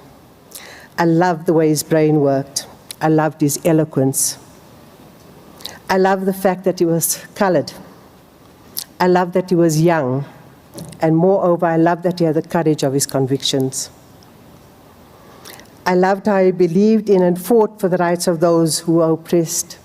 His fight against sexism, homophobia, racism, and all biases and discrimination. He was brave and unrelenting. I also loved his arrogance. And I loved it because we can so often forgive a brilliant mind his or her arrogance when the color of their skin is pale. But we are not so generous with people of color. At the time, I was the deputy director of the Apartheid Museum, and part of my portfolio was public programming. I knew that for my vision to make the museum a living, engaging entity, and not just a repository of historical facts, we needed someone like Eusebius. I did not want anyone else. He was my person. After months of chasing him like a jilted lover, which included emailing him, Facebook Messenger, WhatsApp messages, even chasing his cousin Jermaine to chase him, that I finally heard back from Eusebius. His first words were, "Forgive me, I tried to ignore you, but my abandoned Catholic conscience wouldn't let me." And so began our years-long collaboration. Leading up to our first working lunch, I remember posting on my Facebook page how my imposter syndrome had kicked in big time. The first thing he said when he saw me was, "Meisie, kyk hoe lyk jou hare." We had a good laugh and I was at ease. So here's how it worked. Our strategy was to use the South African public holidays as a catalyst to determine the topic. We would meet. I would ramble and ramble and ramble. He would sit like this, and he would make sense of my rambling. Within a few minutes, we had a topic we wanted to discuss or debate, and within a few minutes later, we would have a synopsis for that topic. We then discussed possible panelists and debated the relevance of each panelist related to the topic. And suddenly it was all stations go. I remember we had Oliver Dixon, we had Loveland, we had Pumi. I think I've seen them here. The first debate we had was centered around whether a common national South African identity was possible.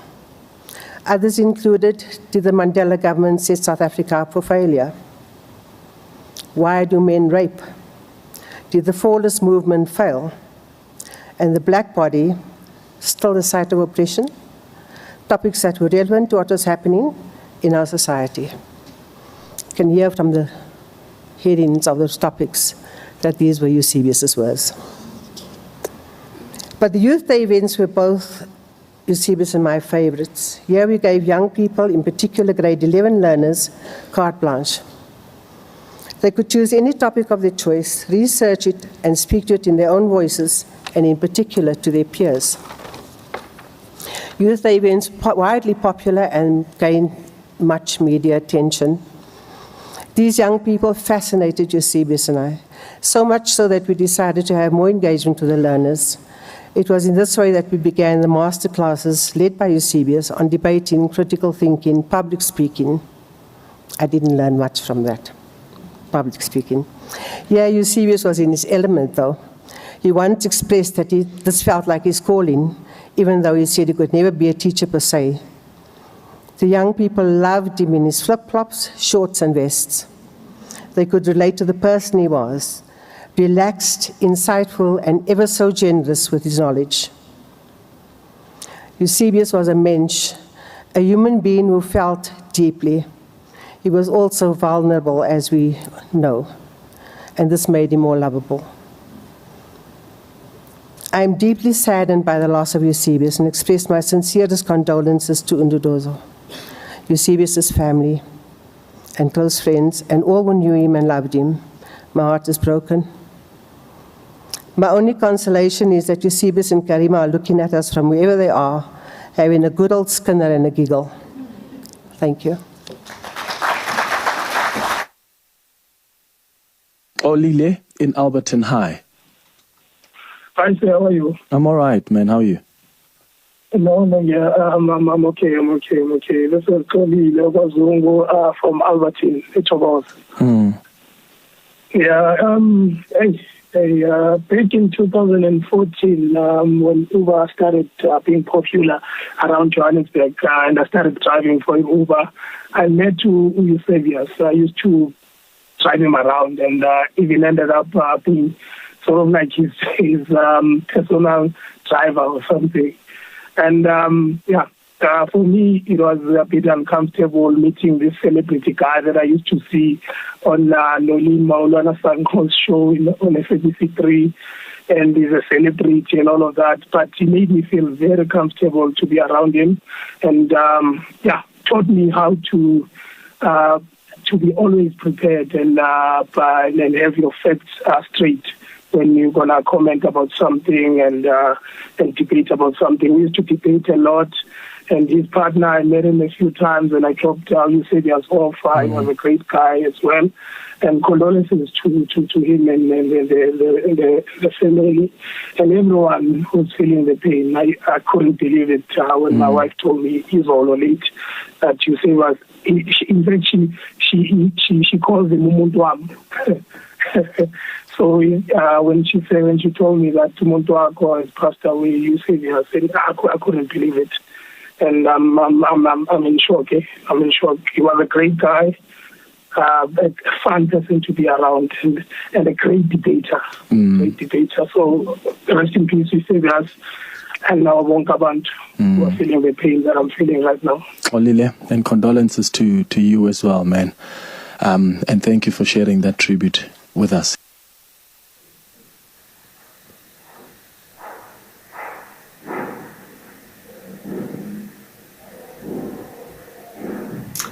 Yesterday, Musa Mota danced for Britain's Got Talent, and he did not win.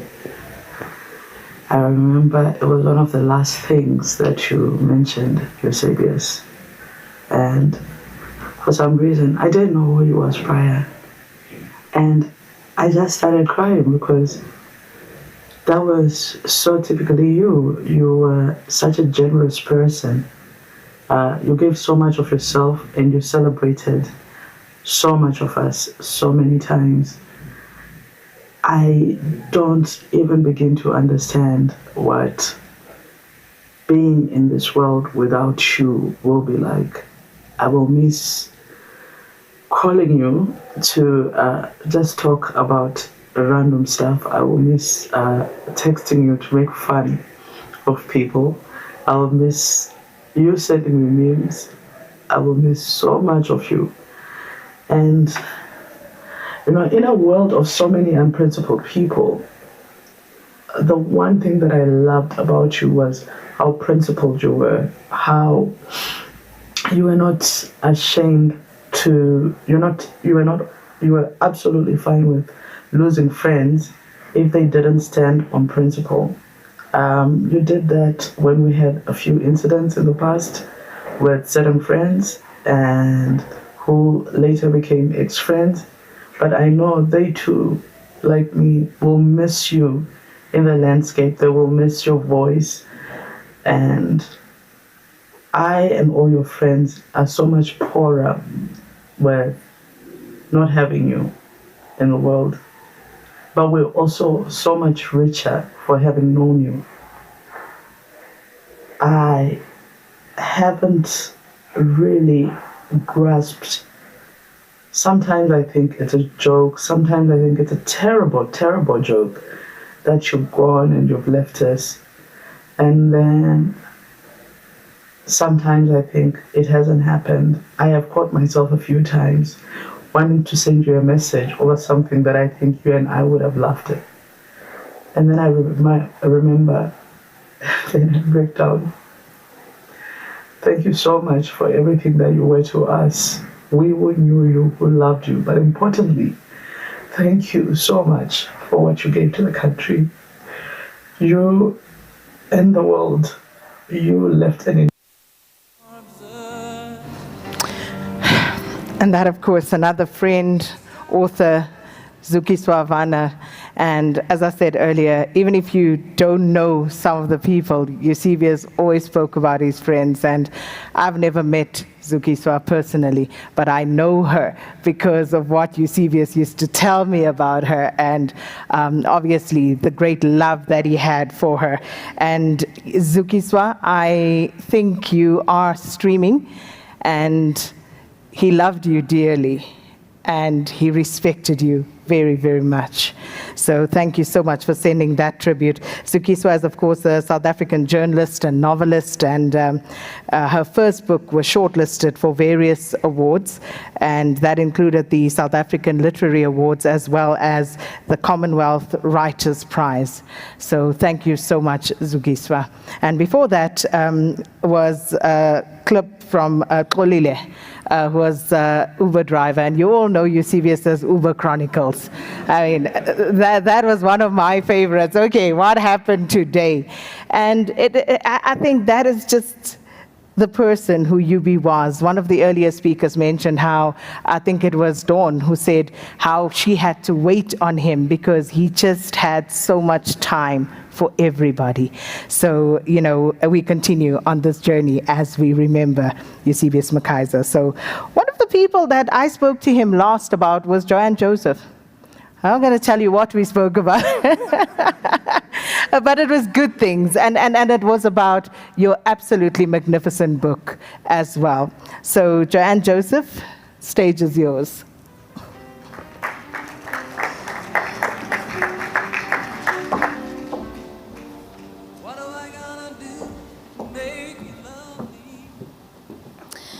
I wasn't planning on crying, Sakina. Now you've done it with that intro, so thanks for that.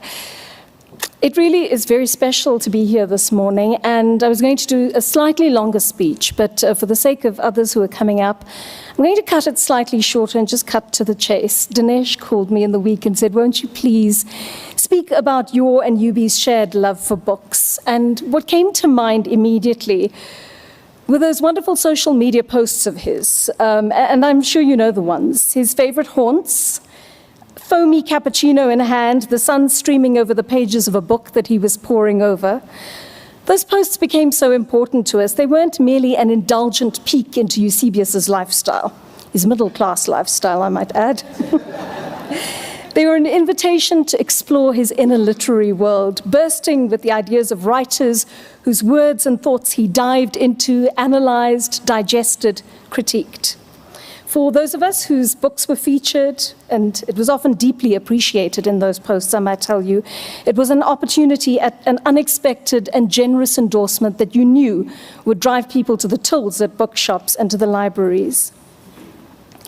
His social media posts and podcasts were also a call for his followers to be deliberate about the act of reading. We were both equally surprised at how often we'd hear people say, I have no time to read, when what they meant to say that was because time was short, they had simply not prioritized the activity of reading over other pursuits. Eusebius's posts firstly spoke about the joy of reading and the infinite pleasure that books gave him. But those posts were also a call to action, exhorting his social media followers to intentionally set aside time to read as a means to expand their worldview. For him, learning did not end at university. Reading was a consistent part of his daily regime. In the way he exercised his body, he constantly exercised his mind.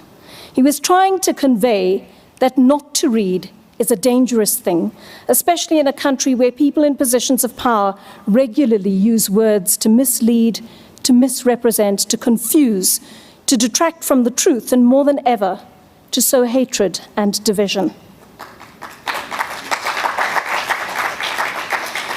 One of the most enjoyable projects I ever did with UB was an online show called Cover to Cover, which we co-presented between 2020 and 2021. Our main intention was to have fun with books and authors and just inculcate a culture of reading in the nation that cohered with the hashtags he often used in those social media posts: for the love of reading, for the love of books. Again, UB was highly intentional about his approach to the show. As early as the second episode, we focused on children's literature, as Dinesh would remember. I'll never forget the pics of him propped on that large cushion on the bookstore floor, having a heart-to-heart with young people about the books they loved reading. For him, reading was the gateway for children to access the world of education, subsequently work, and then the quality of life they deserved in this place of inequality and poverty. It was the point at which his love for words and their tools as levers of social justice coalesced. He once wrote in his posts, "One of the deepest joys of being human is reading. That is why it is crucial that the right to education be enjoyed by every single person. Nothing fuels inequality so viciously as unequal access to education, including the injustice of not having an opportunity to learn to read and to have access to affordable and good and relevant reading materials." On Cover to Cover, he was similarly intentional about his guests. He began the show with 3 powerful Black women writers telling stories of home. He was concerned that when one walked into a bookstore, it was first the international writers whose works you'd encounter, while local writers would constantly play second fiddle.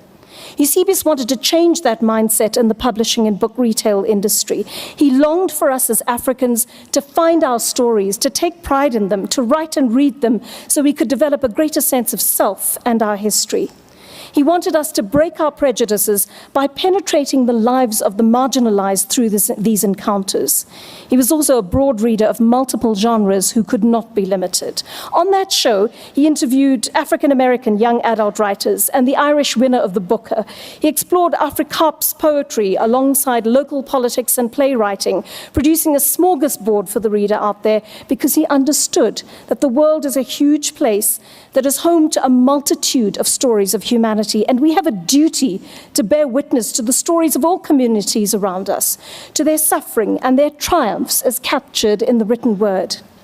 This was the subject of many of our late-night conversations as mutual insomniacs, how in this short length of time we spend on earth, and his was particularly short, we absorb all the storytelling we can from sources close to us and those whose lives we will never encounter personally except through a book.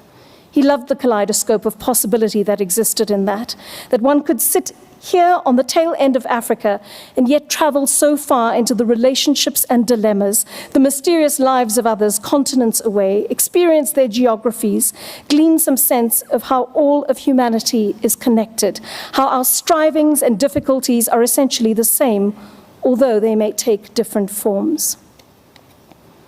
Our voice notes grew into podcasts and then audiobooks.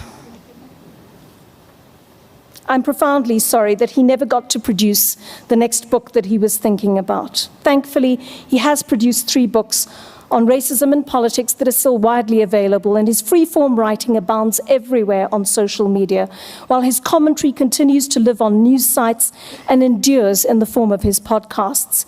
His words have guaranteed his immortality. Yet we grapple with the reality that one of our greatest book exponents has now left us, although his call to action remains. What does this mean to you today? Does it mean you will leave this place today and pick up a book after a long time?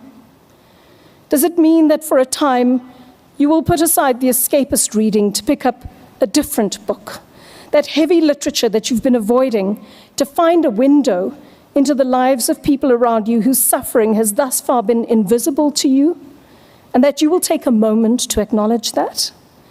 Does it mean you will read your child a bedtime story tonight, or support a literacy organization that will grow the reading skills of other children, many of whom cannot read with understanding in our country?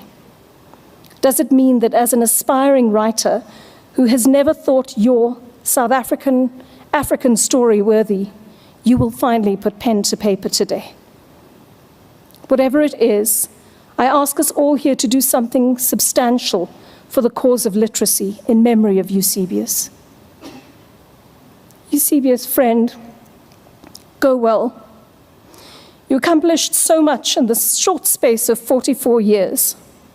We no longer have you, but we still have your words, and we will still find the essence of you in them. Now rest in brilliance. We will always love you. I wonder whether your view, Vanita, has evolved in your general relationship with animals. In 2014, Vanita called into my radio show, and she said the following. Hello. Hi, Eusebius. I don't care about the rhino. I don't care about that spotted frog until you are as concerned for a starving child in Khayelitsha and Alex. Don't come and speak to me about the rhino. Maybe what we need to do is have a daily update of how many kids are starving or how many people died today so that we can start throwing those numbers at people instead of telling me we've lost 36 rhinos. Chop off the bloody horn. I mean, no, serious, chop off the bloody horn. I just hate the hypocrisy of it. So I'm sorry about the rhinos, but chop off their horns. I called in last week and he told me about what a good person I am.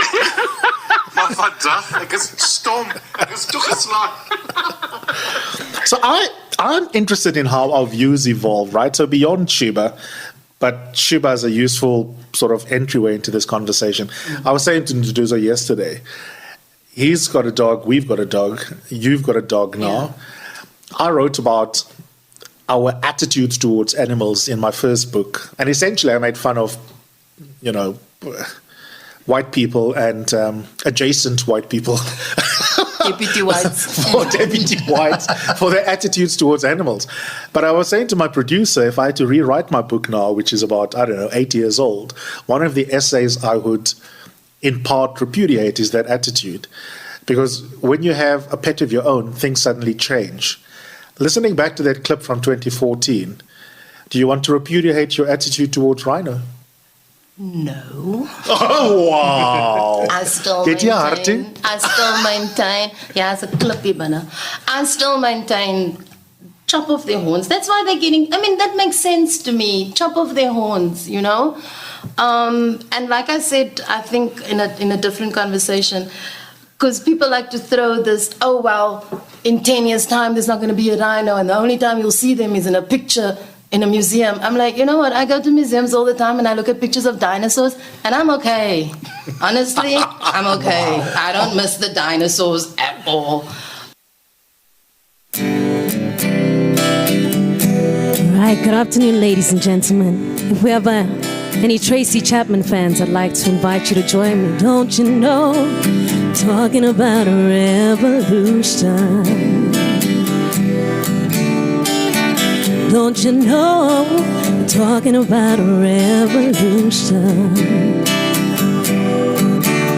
We've been standing in the welfare lines, crying on the doorsteps of those armies of salvation, wasting time in the unemployment lines, sitting around waiting for a promotion.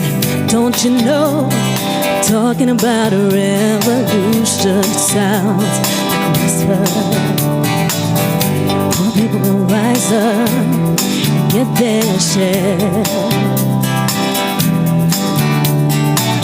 More people gonna rise up and take what's theirs. Don't you know you better run, run, run, run, run, run, run, run, run, run, run, run, yeah.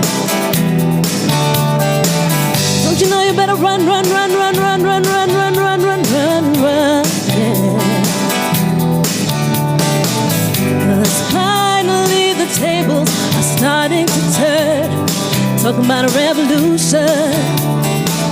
Yes, finally the tables are starting to turn. Talking about a revolution, no, no. Talking about a revolution.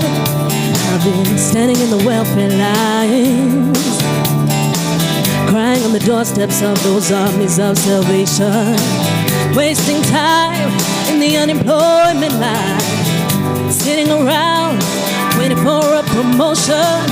Don't you know I'm talking about a revolution? It sounds like a whisper. And finally the tables are starting to turn, talking about a revolution. Yes, finally the tables are starting to turn, talking about a revolution. No, no, talking about a revolution. No, no, talking about a revolution. No, no.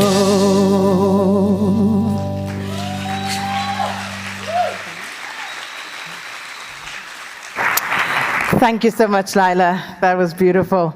And this, of course, is a celebration of the life of our dear friend Eusebius McKaiser. Lila Faye, I should say, she's vocalist, and as you heard there, hope to hear more at some stage, but I don't know if we're going to have the time. Well, moving it along swiftly, I said the name correctly yesterday, so I'm going to try and nail it again. Two of Eusebius's friends now coming up to speak to us.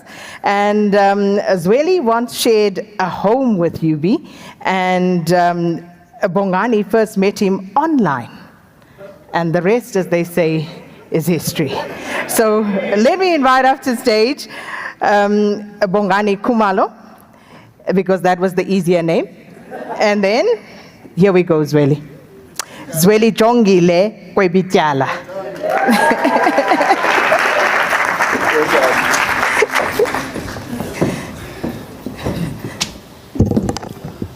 Well, good afternoon, everyone. Look, a lot has been said today about Eusebius, the intellectual, the journalist, the board member. And we won't add any to that. He never shared that side of himself with us. So today, instead, we're going to talk about Eusebius from the streets. In the few moments over the past week when I allowed myself to imagine what it is that I'll miss the most, what it is that I've lost, the one thing that hit me is I'll miss being seen. Eusebius had this amazing ability to look at someone and see them and really make them feel seen and let them know that he saw them. I met Eusebius when I was young in my career. I just started working, and for whatever reason, he said, "Come babe, let's stay together." And so we moved in together. And over those years, he'd always tell me how brilliant he thought I was, how extraordinary he thought I was, how he wanted everyone he knew to meet me as well. And I've met a lot of his friends, because he would intentionally say, come, I'm sitting on lunch with this person. I want them to see you and I want them to meet you, because he just thought.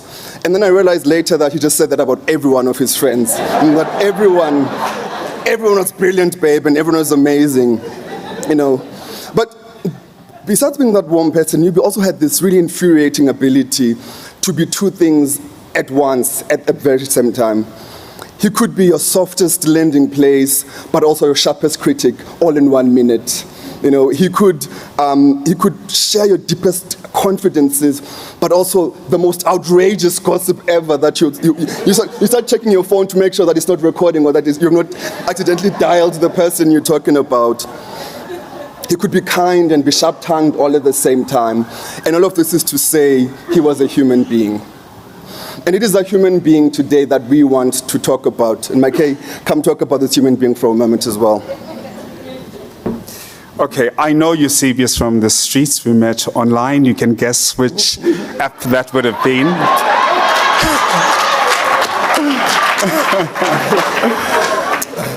By the standards of the street, Papa, Eusebius was no oil painting.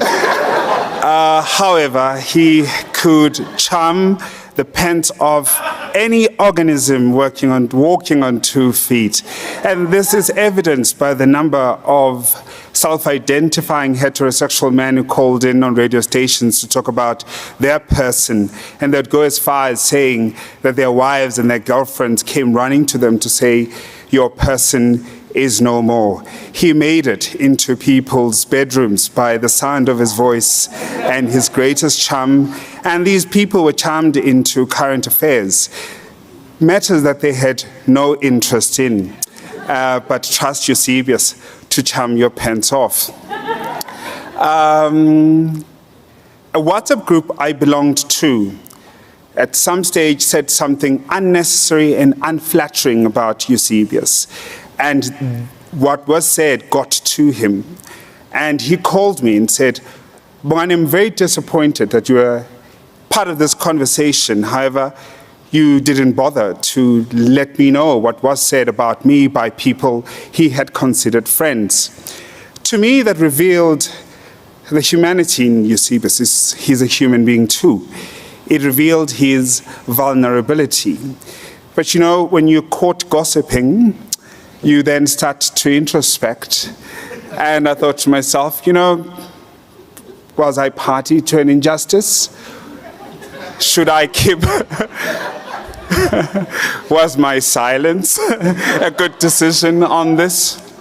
However, in a drunken stupor one day, I said to him, now, Choms, tell me, of all these people that you've introduced me to, should I get to know them well? Now do I tell them the things you told me about them? You know, and I look around the room and I've met some really incredible people. So when all else fails, I'm writing my tell-all book about each and every one of you, and it's going to sell more than 5,000 copies. That's a bestseller mark in South Africa. 9 years ago, we get introduced to Nduduzo. Mama, I was the smartest, the most handsome person to come out of Mufullo South until Nduduzo came along. And we had a beautiful evening. It prepared the most scrumptious meal. And the conversation degenerated into current affairs. And I held a very strong view about a particular matter. And in absolute disgust, he turned to me and said, Bongani, that demonstrates the laziness of your reading. There is so much that has been written on the subject. You've just been too lazy to familiarize yourself with that. And the standard at which he held politicians and anybody else who held public office, he expected the same from his friends. And true to form, the following day he had a long list of journalists I should avoid, journalists I should read, even nursing a hangover on a Sunday, and articles I should have read for me to have an informed opinion on the matter. The last conversation we had, it was to celebrate his birthday. And he asked me, where's your partner? I said, well, he's at home. We had an argument, you know, the burden of being in a long-term relationship as a gay man. And he turned to me and said, actually, Bongani, that is something we need to talk about. We post the most gorgeous photographs about how love lives here, and we seldom talk about the challenges we have in our relationships. And he said, let's have brunch at Tasha's. Had we had that brunch, we'd have talked about how much of a gift we have been to society, our families, and all those around us. But ultimately, we would have gotten to the point of how abysmal we can be in showing love and affection to people who have seen us at our bare, at our most vulnerable, and how important it is to remind ourselves of that. And I would have walked away from that brunch with ways to show my husband how much I love and care for him. And by God, I missed that brunch. I close. There are lots of stories we could tell, especially Bongani and I, about Eusebius, because we spent quite a lot of time eating, the three of us. But I close perhaps with the last meal we did have with him, which was at his birthday party just over a month ago now. In that one, he said, ladies, today I want to have a small party and not a big one. And he invited a few of us there, and we shared a meal. And he did something that I thought was so amazing.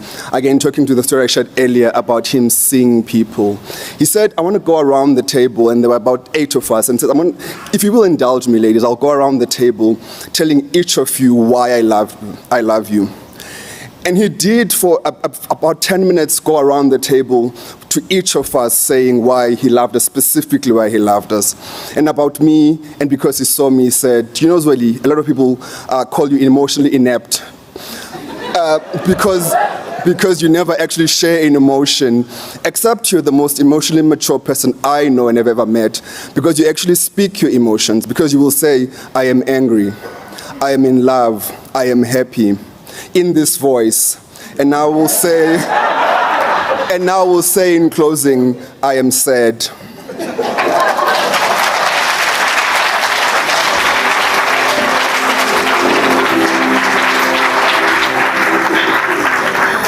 Thank you so much, Bongani and Zweli. And our next speaker. So, I remember when Karima passed on, the first person I thought to call was Eusebius. And when the news of Yubi's passing broke, I had a lot of people calling me, but the first person I thought of was Riri Tlabi.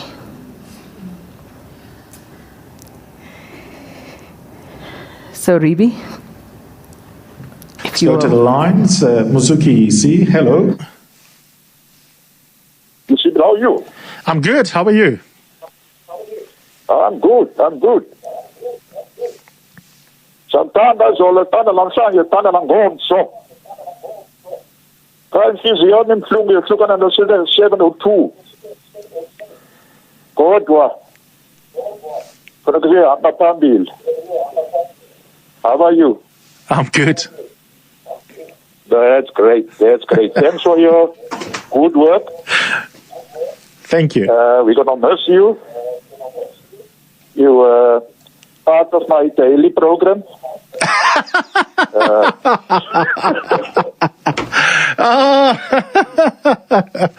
I can't believe I didn't recognize his voice. Yes, my big boy. Are you all right? I'm good. I'm just wondering, oh my God, my Xhosa is so swak. Ek kan nie eens vertaal wat nou gesê word nie. Almal gaan nou weet, ek kan nie eintlik reg praat nie. For those who are wondering, this is my dad who's calling in, who is fully fluent in Xhosa. Okay, Judy. Ons het jou show baie geniet. Ons gaan dit baie mis. Play humble. Ek is baie trots op jou dat jou voete plat op die aarde hou. Ek het baie geleer van jou show af. Was baie educational. En met die lockdown het jou show 'n groot rol gespeel in my lewe. Ek het basies 'n daaglikse routine gehad. Luister na jou show. Na 12 uur begin ek te gym. Vat ek 'n uur break, daarna begin ek te kook. So alles van die beste vorentoe met die nuwe rigting waar jy gaan inslaan. En baie lief vir jou, hoor. Ek waardeer dit. Een vraag. Yes. Wanneer mense nonsens praat van my op Facebook, hoe reageer jy? Man, dit laat ou se bloeddruk opgaan. Maar dit is maar nou deel van dit. En soos die een bel het vroeër ingekol het vanoggend om te sê dat daar's maar mense wat dit haat en daar's mense wat jou show like. So dat kom met die territory. Ja. Ja. Thanks, Daddy. Thanks for calling in. Okay, boy. Lekker dag vir jou, hoor. Cheers. See you then. Bye. Oh, my goodness. We normally prank each other, so on this one, he won. I can't believe it took me that long to actually recognize his voice.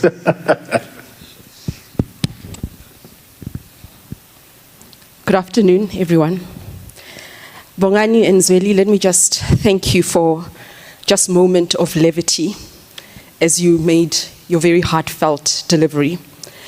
But also Sakina, for your tender steering of this event, your composure, even as I know that there's turmoil inside your own heart. I think I want to highlight that because it reminds me that perhaps at these moments of such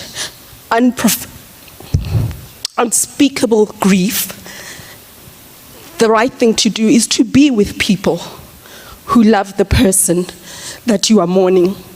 Because in the last 2 hours, I have felt edified.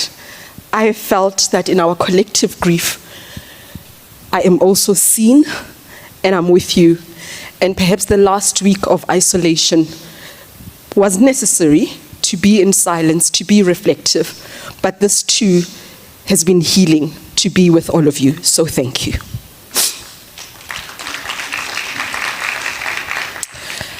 There are moments when silence is the best language, when no words or superlatives can describe the turmoil within.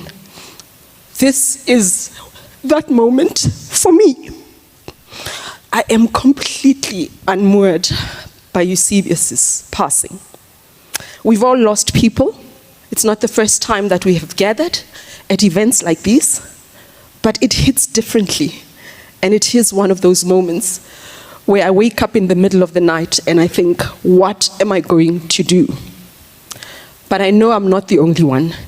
And I know that in this front row, what I feel is magnified and felt 100 times as much.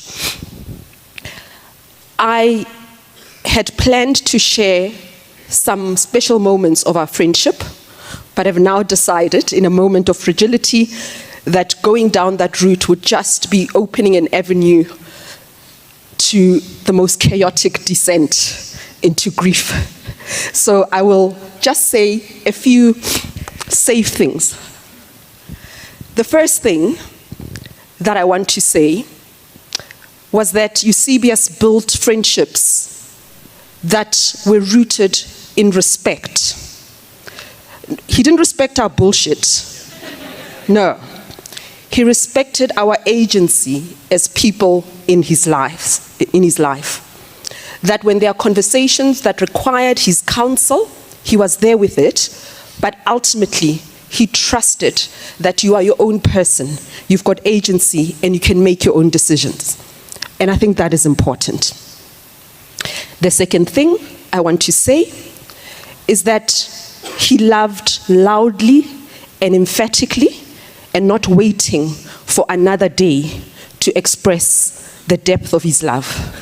And that has been a source of comfort, that I know he knew that I adored him, and I know that he loved me.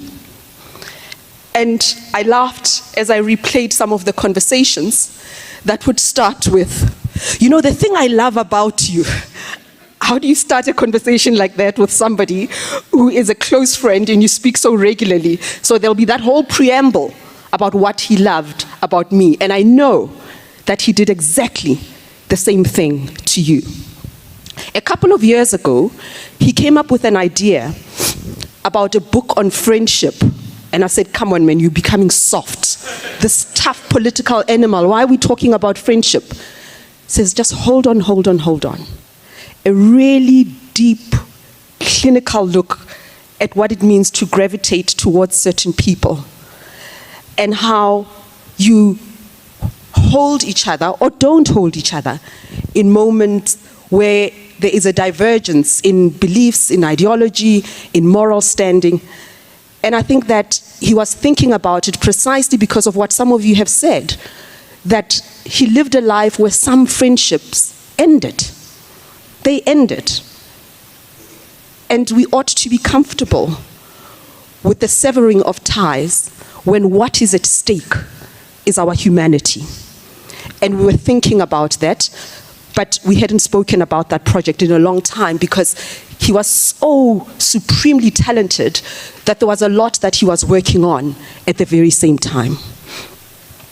The last thing I want to say about the friendship is exactly what you guys have said. He was a fucking gossip. Now hold on. I say this with no judgment because I'm a fucking gossip. But here's the thing. He's gossiped about every single one of us. And you know you've gossiped about him. But the gossip also had respect because he would articulate the person's strong points while gossiping about you. And there were some friendships that I had with people he couldn't stand. And he had friendships with people I have no opinion on. And then he would call and ask for coffee. I said, no, I'm meeting that person. You and that chomi of yours, bye-bye. But he understood that we have attributes that attract us to certain people and attributes that repel us from certain people. But even in that space, we can come together in a place of love and tenderness. About the gossip, it was not gossip that was meant to destroy. And I know that from personal experience. Eusebius has sat through many gossip sessions about me, which he probably led at some point. But he never came back to me, at least, and said, this one says this about you. Never. It was just a given that he's got his space that has nothing to do with me, where they dissect me, and I have my space that has nothing to do with him, where I dissect him. But this particular time, about 2 years ago, and it's important you know this, so that you don't walk out of here saying Eusebius was a gossip, full stop. There's more. There was a particular environment that he felt was not good for me. And in our conversations, after I'd made a decision to leave that space, he said, I've come to make sure, we met at Just Teddy, that you don't have second thoughts. You need to get out of that space. And he teared up, actually. Said, Eusebius, stop being so soft. Are you really going to fall apart because there's some gossip? And he said, it's not just gossip. It's a vile environment that is not good for you. No sooner have you left the door, and this is what happens. Get out of there. Because he made a distinction between harmless commentary and commentary that was meant to annihilate someone's character. And he was that kind of friend who pitched and said, get the hell out of there. And I'm grateful for that.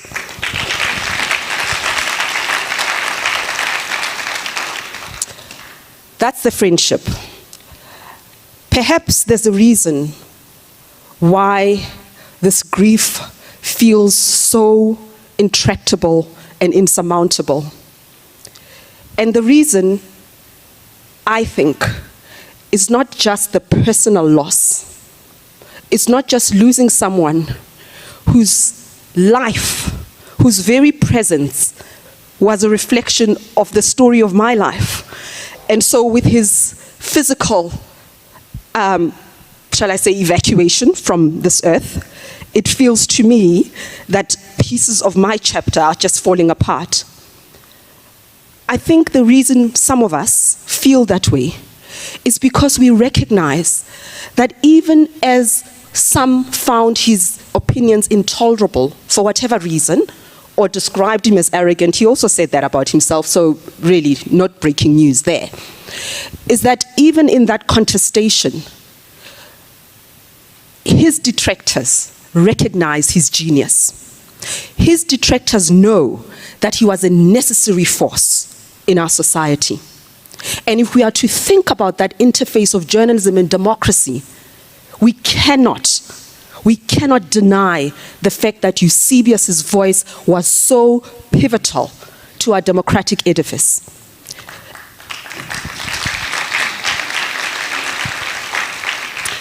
And it is not hyperbole to liken Eusebius's commentary, Eusebius's voice, to a light that shines in the darkness. He was an intellectual lodestar, as so many of you have said. But here's what I want you to think about. You don't have to agree with it. Is that our talent gives us some foundations. Our passion informs the choices that we make. But it's not enough. And Eusebius believed it's not enough. Often when he gossiped, he would say, that one is bright, but he doesn't do the work. So what does that mean? It means we are duty-bound if we think we have something to share with the world. We are duty-bound to do the work, not to arrive at agreement, but to at least show some fidelity to inquiry, to facts, to truth, to contestation, to other points of view, so that when we arrive at a particular point, we have done the work. He had huge respect for that effort. And so it problematizes the accusation that he was arrogant, because if he were arrogant, I think he'd just wake up in the morning and do the brilliant thing that he did, that Makudu and Vugani have spoken about. He could have just done it. And he probably would have produced brilliant podcasts without lifting a finger. But to be so supremely talented and still take the time to do the work shows respect for us as his audience, and it is a lesson for those of us who still believe we have something to contribute in our life as journalists. Just because I think it's not enough. Let me do the work that feeds or contradicts or shapes this thing that I believe. On the professional side, what set Eusebius apart? If this room is full of talented people, then why is it that he stood apart and was almost peerless? I think it is also because he took a stand. He took a stand. Journalists get accused all the time of having an agenda. I actually think you should have an agenda. Eusebius had an agenda. He had an agenda. We can debate that another day, but here's the thing. When we live in such a fragmented society, a polarized society, where children are dying from cholera 30 years, almost 30 years into democracy, can journalism afford the luxury of detachment? Those of you who've put a foot in Western newsrooms and they debate impartiality, perhaps they can afford to insist that their journalists are impartial. I don't know that in this space, where the very notion of truth is now up for grabs, in this space where everything that's true is called fake news, just to create confusion and to make the truth indistinguishable from the lies, create a state of paralysis where nobody does anything, nobody says anything, nobody writes anything, because everyone is lying, allegedly. When you come from societies such as ours, where people are hanging by a thread, where our democracy is on a precarious balance, where the bad threatens to overwhelm the good, where toxic power relations from a gender point of view, from income point of view, race, all of that, where these determine whether people get to eat, whether people get to sleep at night. Eusebius had an agenda, and I say that without any fear of contradiction. He had an agenda. His agenda was to speak up for the underdog. His agenda was to amplify his voice against bigotry. His agenda was to put himself between that fatal strike of power and corruption. He put himself between the protagonists and those who would be victims of such a strike. That was his agenda. And his agenda was a South Africa that was progressive, that was thriving, and that was delivering for people, and that was a home to all of us. That's what Eusebius's agenda was.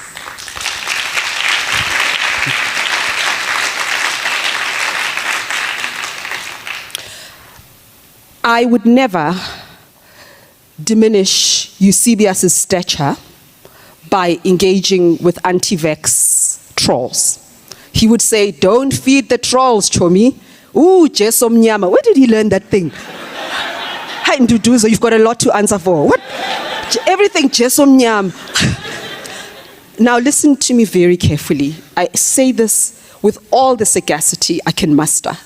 I am not speaking to anti-vaxxers. There's no point. I am talking to people who hung on Eusebius's every word.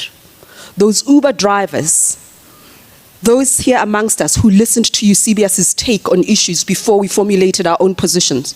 Those people who were hesitant and scared, because we are allowed to be scared. Those people who thought, I want to take the vaccine, but I'm scared. And they listened to Eusebius and they saw him take the jab, and they went out to get it. I'm talking to you because you may be feeling a little tender this afternoon. Eusebius was diagnosed with epilepsy in 2008. 2008. When we say he died suddenly, there's a context. It means he was fine that morning. He went about his business. He was tweeting, he was talking, he was working. That event that has created this tectonic shifts in our lives, that was sudden. but he has been living with epilepsy since 2008. There were moments of hospitalization that he didn't share. Nduduzo stepped up to the plate and just handled it all with so much grace and generosity. But Eusebius too, he was stoic in those moments. He took them all with equanimity. Just because he didn't tweet, "I'm in hospital," just because he didn't tweet about it doesn't mean it didn't happen. It's important you know this. He bore this illness with courage and fortitude, but he kept it away from you because he wanted you to treat him as an equal, to come to him with all that robust energy and engage him without feeling sorry for him. He had epilepsy since 2008. He had been hospitalized before, but none of us thought there will be that one moment where it becomes fatal. It wasn't the vaccine. So take heart, take courage, and face life with grace and dignity. Lastly,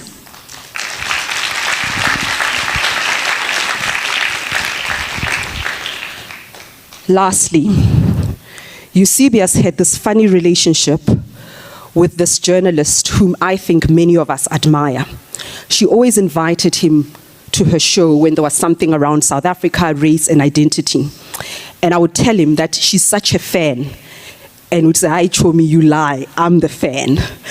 And that's what I mean, that he did have humility. This arrogance that people are talking about, well, he could not imagine that that person was a fan of his. Thought, no, it's just professional respect and they need to fill up the show.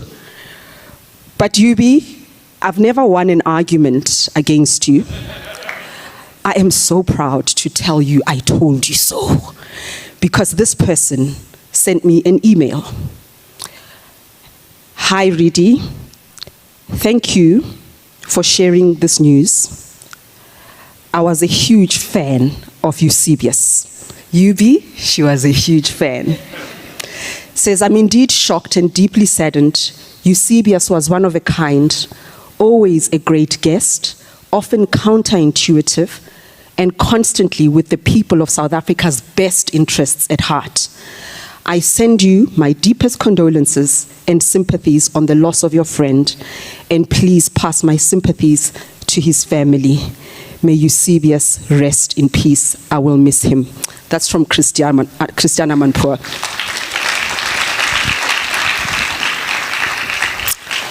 Yubi, go well, my brother, my friend, gossiper in chief. The one who opened his big arms and ample shoulders to hold me, to gather me, to celebrate me. When I come up for air, I will have the grace to feel blessed that life had chosen me and your friends to call you a friend. It is not a gift that I will take for granted. I thank you from the bottom of my heart. I thank the family for sharing him with us. For whatever it is you instilled in him, this country, this world has been so enriched by his presence here. Duduzo, he worried about you. He worried about these episodes when he landed in hospital. And we spoke about how that is how you do love. That love has messy chapters. And for him, the health part was the messy chapter. What an incredible, incredible achievement to love so cleanly, so perfectly, so effortlessly. How you rose to the occasion at the most challenging moments. But here's where I think, when you think back on your life with Eusebius, that you pat yourself on the shoulder because you found that tenderness. You made him want to wake up in the morning. You made him want to celebrate life. And he walked with his shoulders a little higher and his head held a little higher because of you. So thank you.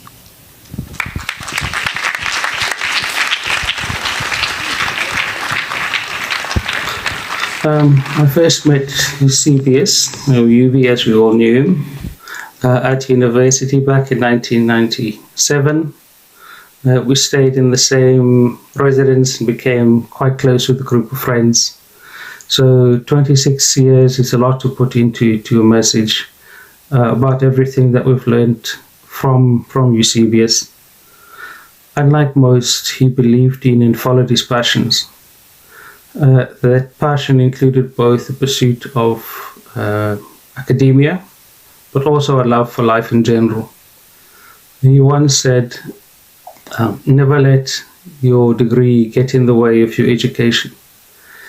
By that he meant, even though things like degrees are important, it's about how you apply those instruments in both your life and the lives of others to essentially improve their well-being.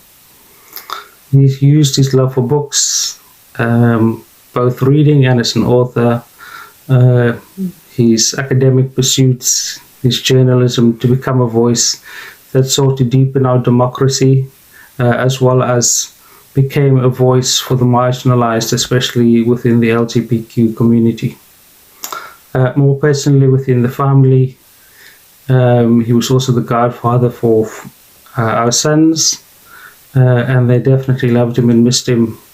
He ignited a passion within them for reading, but also became that uncle that bought them the expensive gifts on their birthdays. We love him, we miss him, and we will carry him within our hearts, and the lessons that we've learned from him within life. So go well, my friend. Hi, Yubi. This is so devastating, your sudden passing. Words eludes us. And as a family, we are totally devastated. You are so missed. I remember this skinny kid at St. Mary's School. In actual fact, your dad and I, we spoke about so many things, and one of the things that came out was how skinny you were. You actually looked like a question mark. And oh yeah, for some people, they don't know your nickname was Opas because of your big mouth that time already. I remember how Auntie Helen, your other mother that raised you, she went to Sister Monica, and the two of them made sure you went out of the confines of St. Mary's, and the rest is history. I remember when I saw you the last time, or the first time I saw you again after so many years. You guys look like serious bouncers. You literally double my size, even Dudu. And I know now why Gail became such a good cook. She fed you a lot. Yeah, she tested all the recipes on you, and you never said no, eh? You had a zest for life. You lived life to the max. And that God-given talent God gave you, your mind, you used it to the max. And that's what I can give you.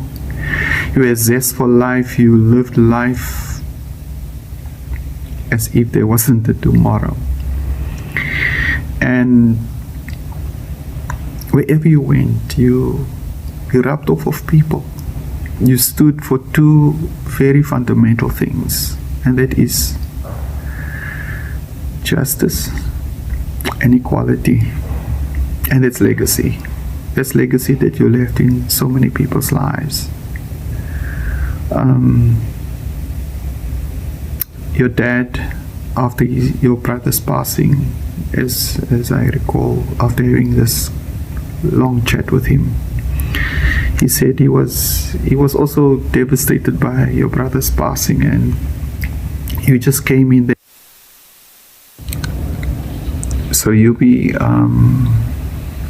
we love you, we miss you. from the Stevens family, Aiden, Geneva, Marilyn, they all miss you. Jody, Mandy. Yeah, there's so many people, and you'll always be missed and loved. Thank you for being an amazing person. Okay, bye.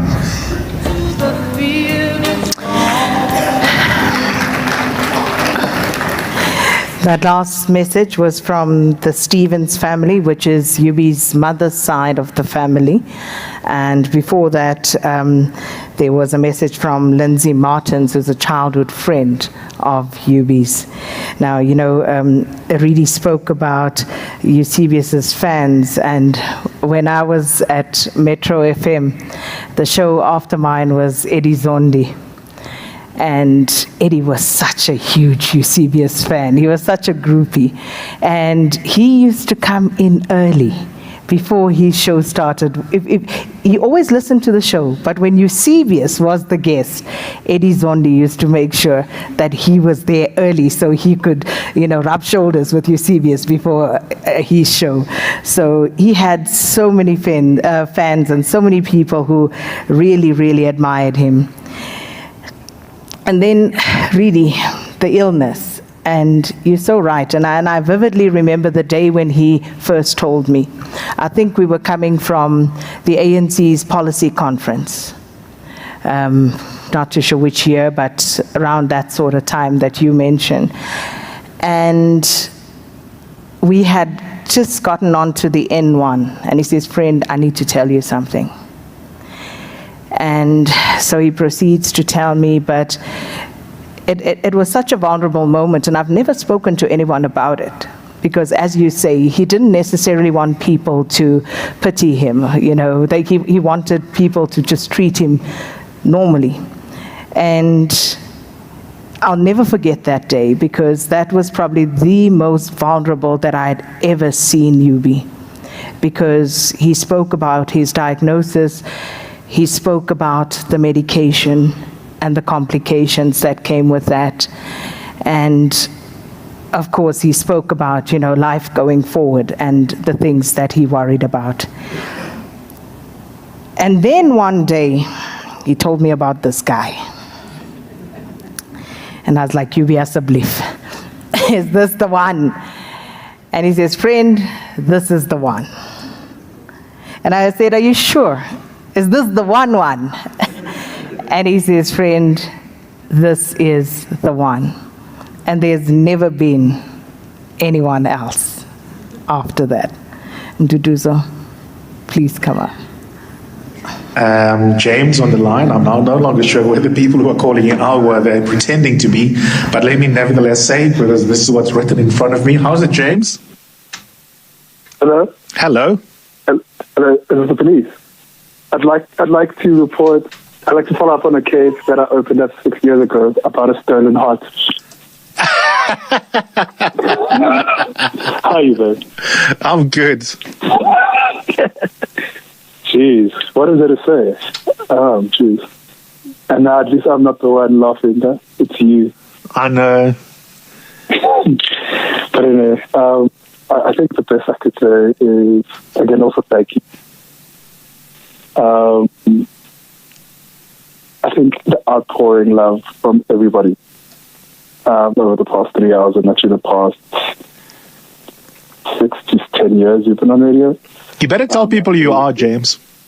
Hi. I'm the Jizzle. So this is my boyfriend. I'm the Jizzle from Sandown, not from Rosebank anymore. Yeah, it's your turn to tell the story. You may as well take a minute. Tell people how we actually met. Why you want to put me on the line? Like He's very shy, by the way, or pretends to be. But it's a good story. It just completes the circle of the last 3 hours. No, it does actually. So I used to be like the Jizzle from Rosebank. We used to call in when I was doing Power Talk. And long story short, we cyber stalked each other. And I came over one Sunday and never left. Quite literally. Quite literally. Yeah. Yeah. But I think there's nothing more to add except when you get home, I'll probably have something special for you for lunch. Thanks. And I think you'll be amazing, and at least Agba will have you for the whole day. Thanks, next week. Thanks. Thank you so much. Thanks for calling in. Beautiful, beautiful, beautiful. Appreciate it. And thanks to the producers who've set this all up. My dad calling in, and also my boyfriend. Yeah, he used to be a regular caller when I was at Power FM on Power Talk. And I just thought, who's this guy? Coconut. Must be middle class. I like middle class people, unlike Karima. And I went to check him out on Twitter, liked what I see. Then I stalked him. And then one day he said, I'm in Sandton. You say you're in Sandton. I said, cool, come over. He came over. Oh, within a week of him and I meeting, we moved in together. And we've been together ever since 6 years later.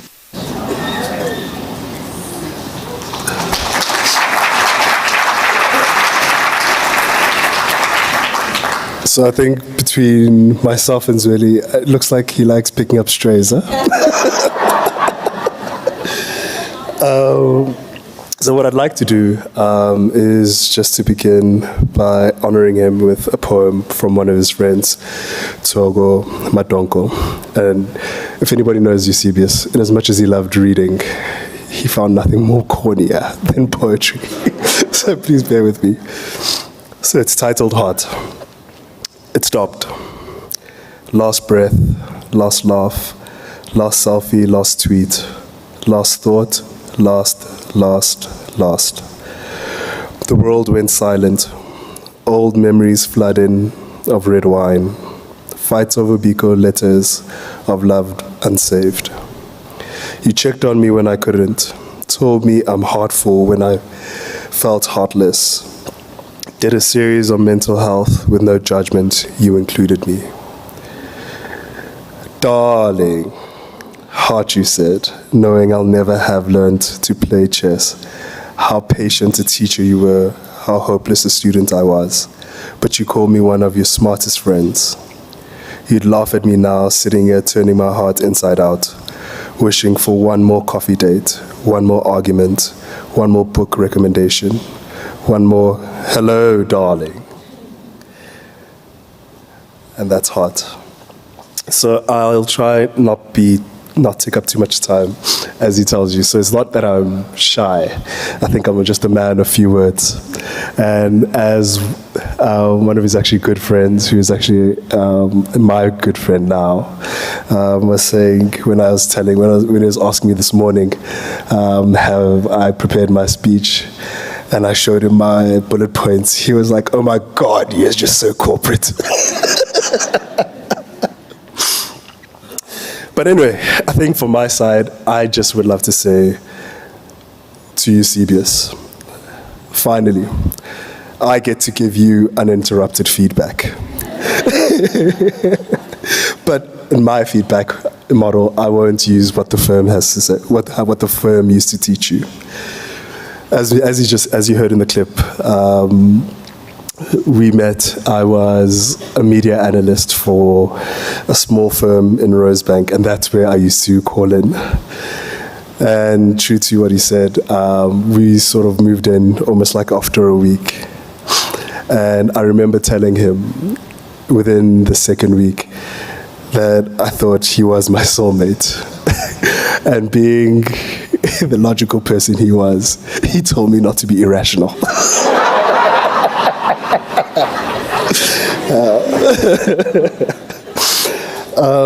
That being said, I remember our first year as well. It was one filled with many ups and many downs, and where we used to fight with one fight I remember where he took a photo of me, and I remember, just also as a caveat, it was December. It was like 35 degrees, and I was reading, but I made the poor mistake of falling asleep while reading Baldwin. And to this day, I don't think I've ever been forgiven. And thereafter that, with year after year, and anybody who's been close to Eusebius would know, he didn't really love celebrating birthdays or Christmas. And unfortunately, that's a fundamental part of my life. And it's not because I'm really religious, because ironically I'm not, but it's because I believe in celebrating moments.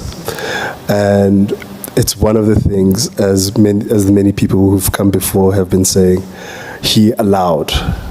And in him allowing it, I think what it did was open himself up. And that's how I knew and came to love his vulnerable side, and which I came to appreciate. And as you all know from the stubbornness, within that first year as well, one of the biggest shocks of my life as well. And I think, to Reddy's point, this is only middle class or affluent people act like this.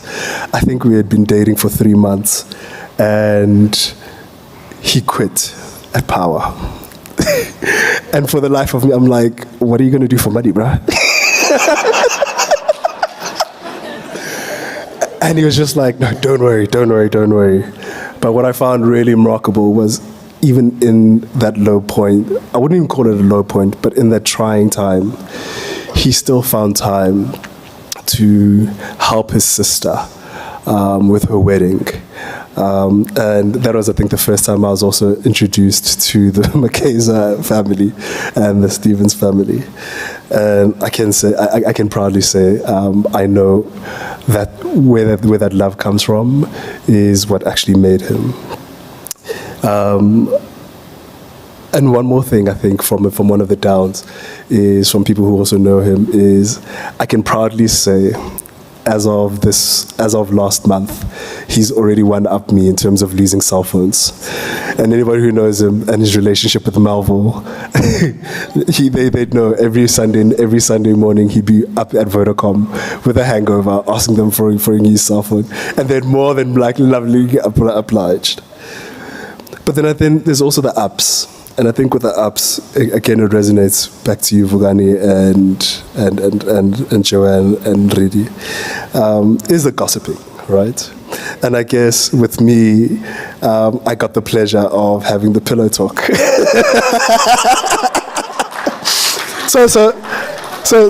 But I think you can rest assured, as you mentioned, I'm not the kind of person to spread the word, even though I also have access to his DMs now.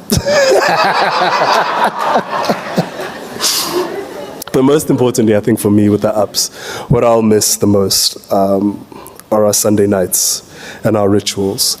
As spontaneous of a person as he was, I always knew he always wanted, even if after visiting my family on a Sunday, he'd always want to rush home to watch Date My Family or Idols, and we had Jola 99. It was literally a marathon. And if I hadn't cooked, it would be followed by Uber eating many desserts. And as anybody who knows close to him will tell you, he'd always have the excuse, diets start on a Monday. So I'll miss those. I'll miss his cheesy music, 80s love of 80s music, and I think most importantly, and I think what I'll miss is knowing I had somebody who loved fully, who gave of himself fully, and I think that's where one of his greatest sayings in terms of authenticity comes from. And I think he could spot an inauthentic person a mile away. I mean, thinking about some of the people he'd skinner about in the media, it was literally about that. He would literally always say, as a caveated by how brilliant they were, was how they are not literally giving of themselves. And that is the reason why their ratings are so low.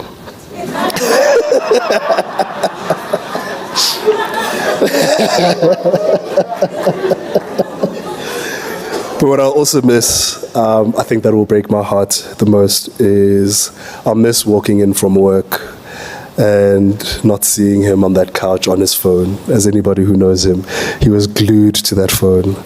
I'll miss his voice notes. I'll miss him walking around the house recording voice notes for somebody else.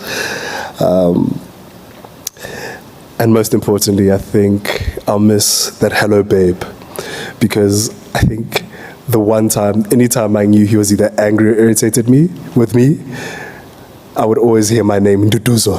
But 90% of the time, I was always babe. And within that, I'd like to just close off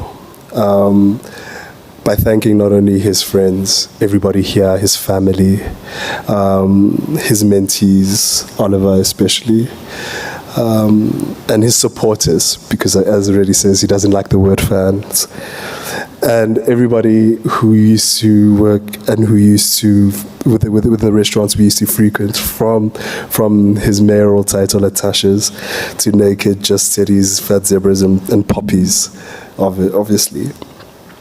And what I want to do is just make a short promise to him. I promise to always be my authentic self, to try live as fully and love as honestly as you do.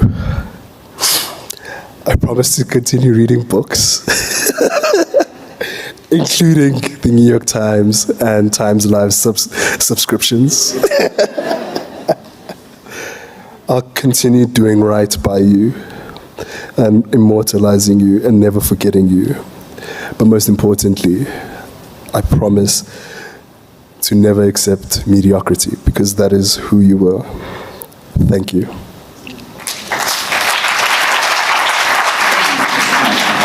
The mists have gone. We see in the distance our long way home. I was always yours to have. You were always mine. We have loved each other in and out of time. When the first stone looked up at the blazing sun, and the first tree struggled up from the forest floor, I had always loved you more. You freed your braids, gave your hair to the breeze. It hung like a hive of honeybees. I reached in the mass for the sweet honeycomb there. God, how I loved your hair. You saw me bludgeoned by circumstance, lost, injured, hurt by chance. I screamed to the heavens, loudly screamed, trying to change our nightmares into dreams. The sun has come, the mists have gone. We see in the distance our long way home. I was yours to have, and you were always mine. We loved each other in and out, in and out, in and out of time. And that, ladies and gentlemen, is how we come to the end. Thank you so much. Thanks so much to the family for allowing me this honor for Eusebius today.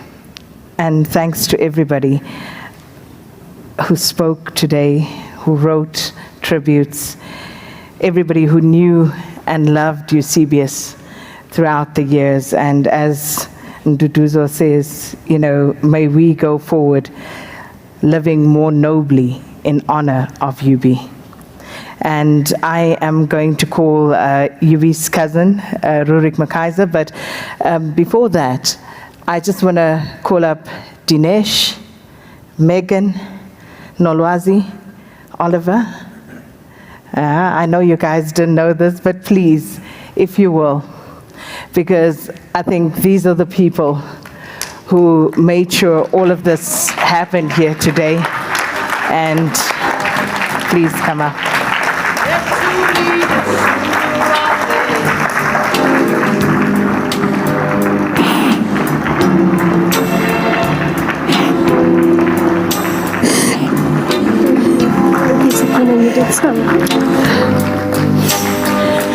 And I just want to say thank you to everybody, because made it. I told you the tears are loose, but I made it. Thank you so much, and Rurik.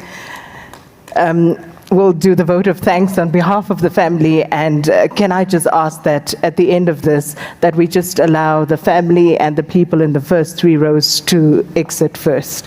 Thank you so much for your indulgence today.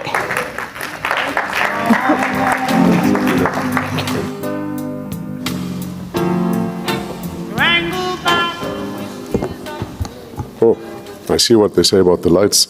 I should have brought my sunglasses. Ndumiso said Eusebius told him it's McKaiser. So I am Rurik McKaiser for today, in honor of Eusebius McKaiser. First of all, on behalf of the McKaiser family, the Stevens family, and the complete Eusebius tribe, I've been asked to express a vote of thanks. Thank you to everyone being present here. And now my tears are all of a sudden very loose. Can I blame Sakina? Thank you for gifting us with your time, for those that have made it here, and for those that are tuning in, for those that have traveled quite literally from around the world. Thank you for gifting us with your time. As the great Peter Drucker once said, time is our most perishable resource. Thank you for blessing us with your presence and being here. As a prologue, I want to start off with an apology. Eusebius was just absolutely meteoric in the giant that he was, and in us. Okay, thank you. It's not every day that I get an important person, of course on TV, coming to make my gadgets cool. So just as a prologue, I want to start off with an apology. There will be names that the Stevens family and the McKaiser family and the Nyanda family will have forgotten. Please know that that is not from a place of malice. We ask that you forgive us in anticipation and just hold us in compassion, and know that those that we have forgotten to specifically mention, that those thank yous are there all the time. I want to say a big thank you to Arena Holdings and TimesLive and the complete technical team for the magic that they have made.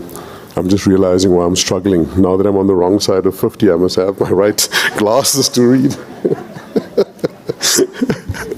And my mom said to me when I used to laugh at her, "Jou tyd gaan kom." So Arena Holdings and TimesLive, thank you very much for all of your beautiful support. Thank you for your technical support. Thank you for hosting us. And thank you for your tech team and them making all of the magic. Makudu and Pule, thank you. If we've missed out anybody in that team, please, Pule and Makudu, if you can please express our gratitude. The AFBOB team, thank you ever so much for the way you've been holding the family. We really do appreciate that. Sakina, thank you. Thank you for your magic.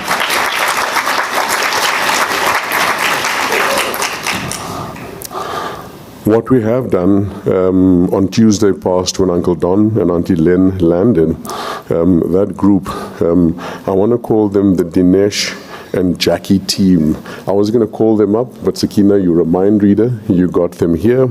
I want to specifically mention that group by name. Dinesh, Jackie, Bongani, Rwandile, Megan. Megan said to me, only a granny said Megan. So Megan, Nolwazi, Sandra, not Sandra, Tsidiso, Zweli, Jabu, Uncle Don, Auntie Len, thank you for the way that you could allow us to hold space on Thursday evening for coming up with 2 fundamental principles. The one is, what is it that Eusebius would have wanted, and how do we honor him? And everything that has happened here today under the beautiful leadership of Dinesh was around honoring those 2 principles. What would Eusebius want, and how do we honor him?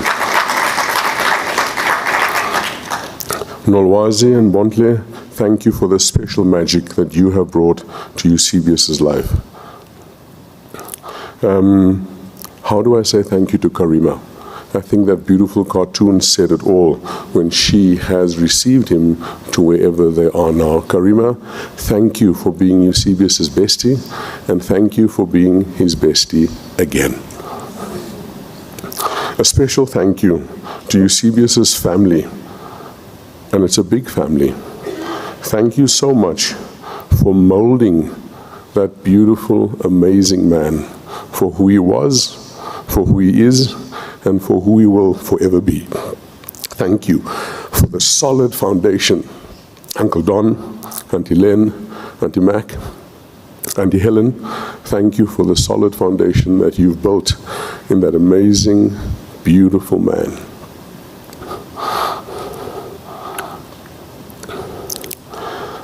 For the passions in Eusebius's life, I will just briefly, chronologically touch on it. His formative years in Grahamstown, and if you go into the cathedral, there's a cathedral in the middle of the town, an Anglican cathedral, there's a map in it. It's the same place where I was born, along Albany Road. It's referred to on that map to date as Hottentot's location. In the formative years that Eusebius has managed to spend in Grahamstown, his primary school days at St. Mary's, thank you to all of those special people that played an amazing role in his life in helping to manifest the magical Eusebius. Thank you to the people of Graham College. We appreciate what you have gifted him with. His Rhodes family, thank you for that. A little special note there. I only noticed Eusebius post-matric when he was at Rhodes, because we're 10 years apart. And if you can imagine, if I'm 20 years old, I'm not really going to waste my time with a 10-year-old, right? And Uncle Don came to me at one of the festivals and said to me, Rurik, jy moet 'n bietjie connect met Yubi. Julle twee gaan mekaar like, man. Hy's lekker skerp soos jy. So thank you for that, Uncle Don. We found each other, and our first intense conversation was, as Nick has spoken about how Eusebius's mind worked, we unpacked what it means, or what it is that Eusebius thought Immanuel Kant meant with the Grundnorm. An amazing conversation. His family at Oxford and the Rhodes Scholar Foundation. Thank you for the magic that you have made. I think, Nick, I differ from you. I think that year when the two of you went, it was probably their best ever crop that they could harvest. The professional family and the media world, thank you for affording Eusebius the privilege of being and becoming who it is that he is and that he was. And I had that same privilege when I asked Eusebius, Nick, so what are you going to do now that you're back? So he said, do you know Tim Sebastian? I said, yeah, I do. He said, I'm going to be South Africa's Tim Sebastian. His hobby, his love of reading, his fitness. James, thank you for taking care of Eusebius in that magical way as his fitness guru. I think of how it is that Angela supports Lewis Hamilton and how you supported Eusebius. Thank you for that. Those that supported him on his amazing journey within the LGBTQ community, thank you for that. Thank you for allowing him to be himself without glorifying him as a poster child, but seeing his humanity. Thank you to the lady from MENA that spoke here. I know how Eusebius was very passionate about that.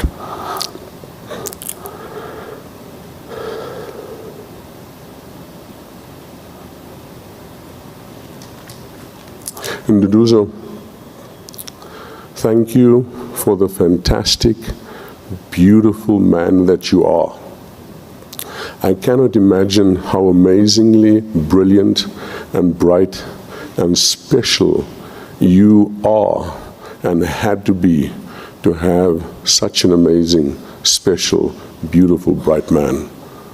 You are in every way a peer to a genius. Thank you for holding him, and thank you for holding his feet to the fire in such a tender, loving way. And thank you for the magic of Pillow Talk.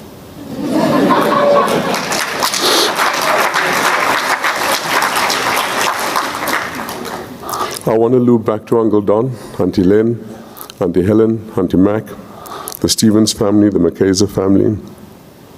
Thank you again for your magic. thank you, thank you, thank you. The final thank you is to Eusebius.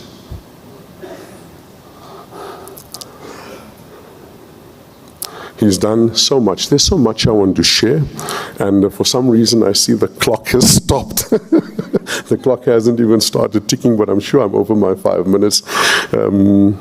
So Eusebius, thank you for the amazingly special human being that you are. I found this poem, and Nduduzo, you're right, Eusebius is not a poem kind of guy. So now that I know he can't bash me down, I will share the poem.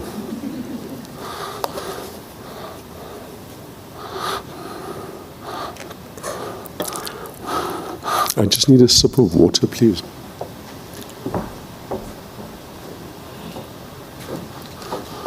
It's a short one. It's a short poem. So this is not that I'm drinking a sip because it's a long poem.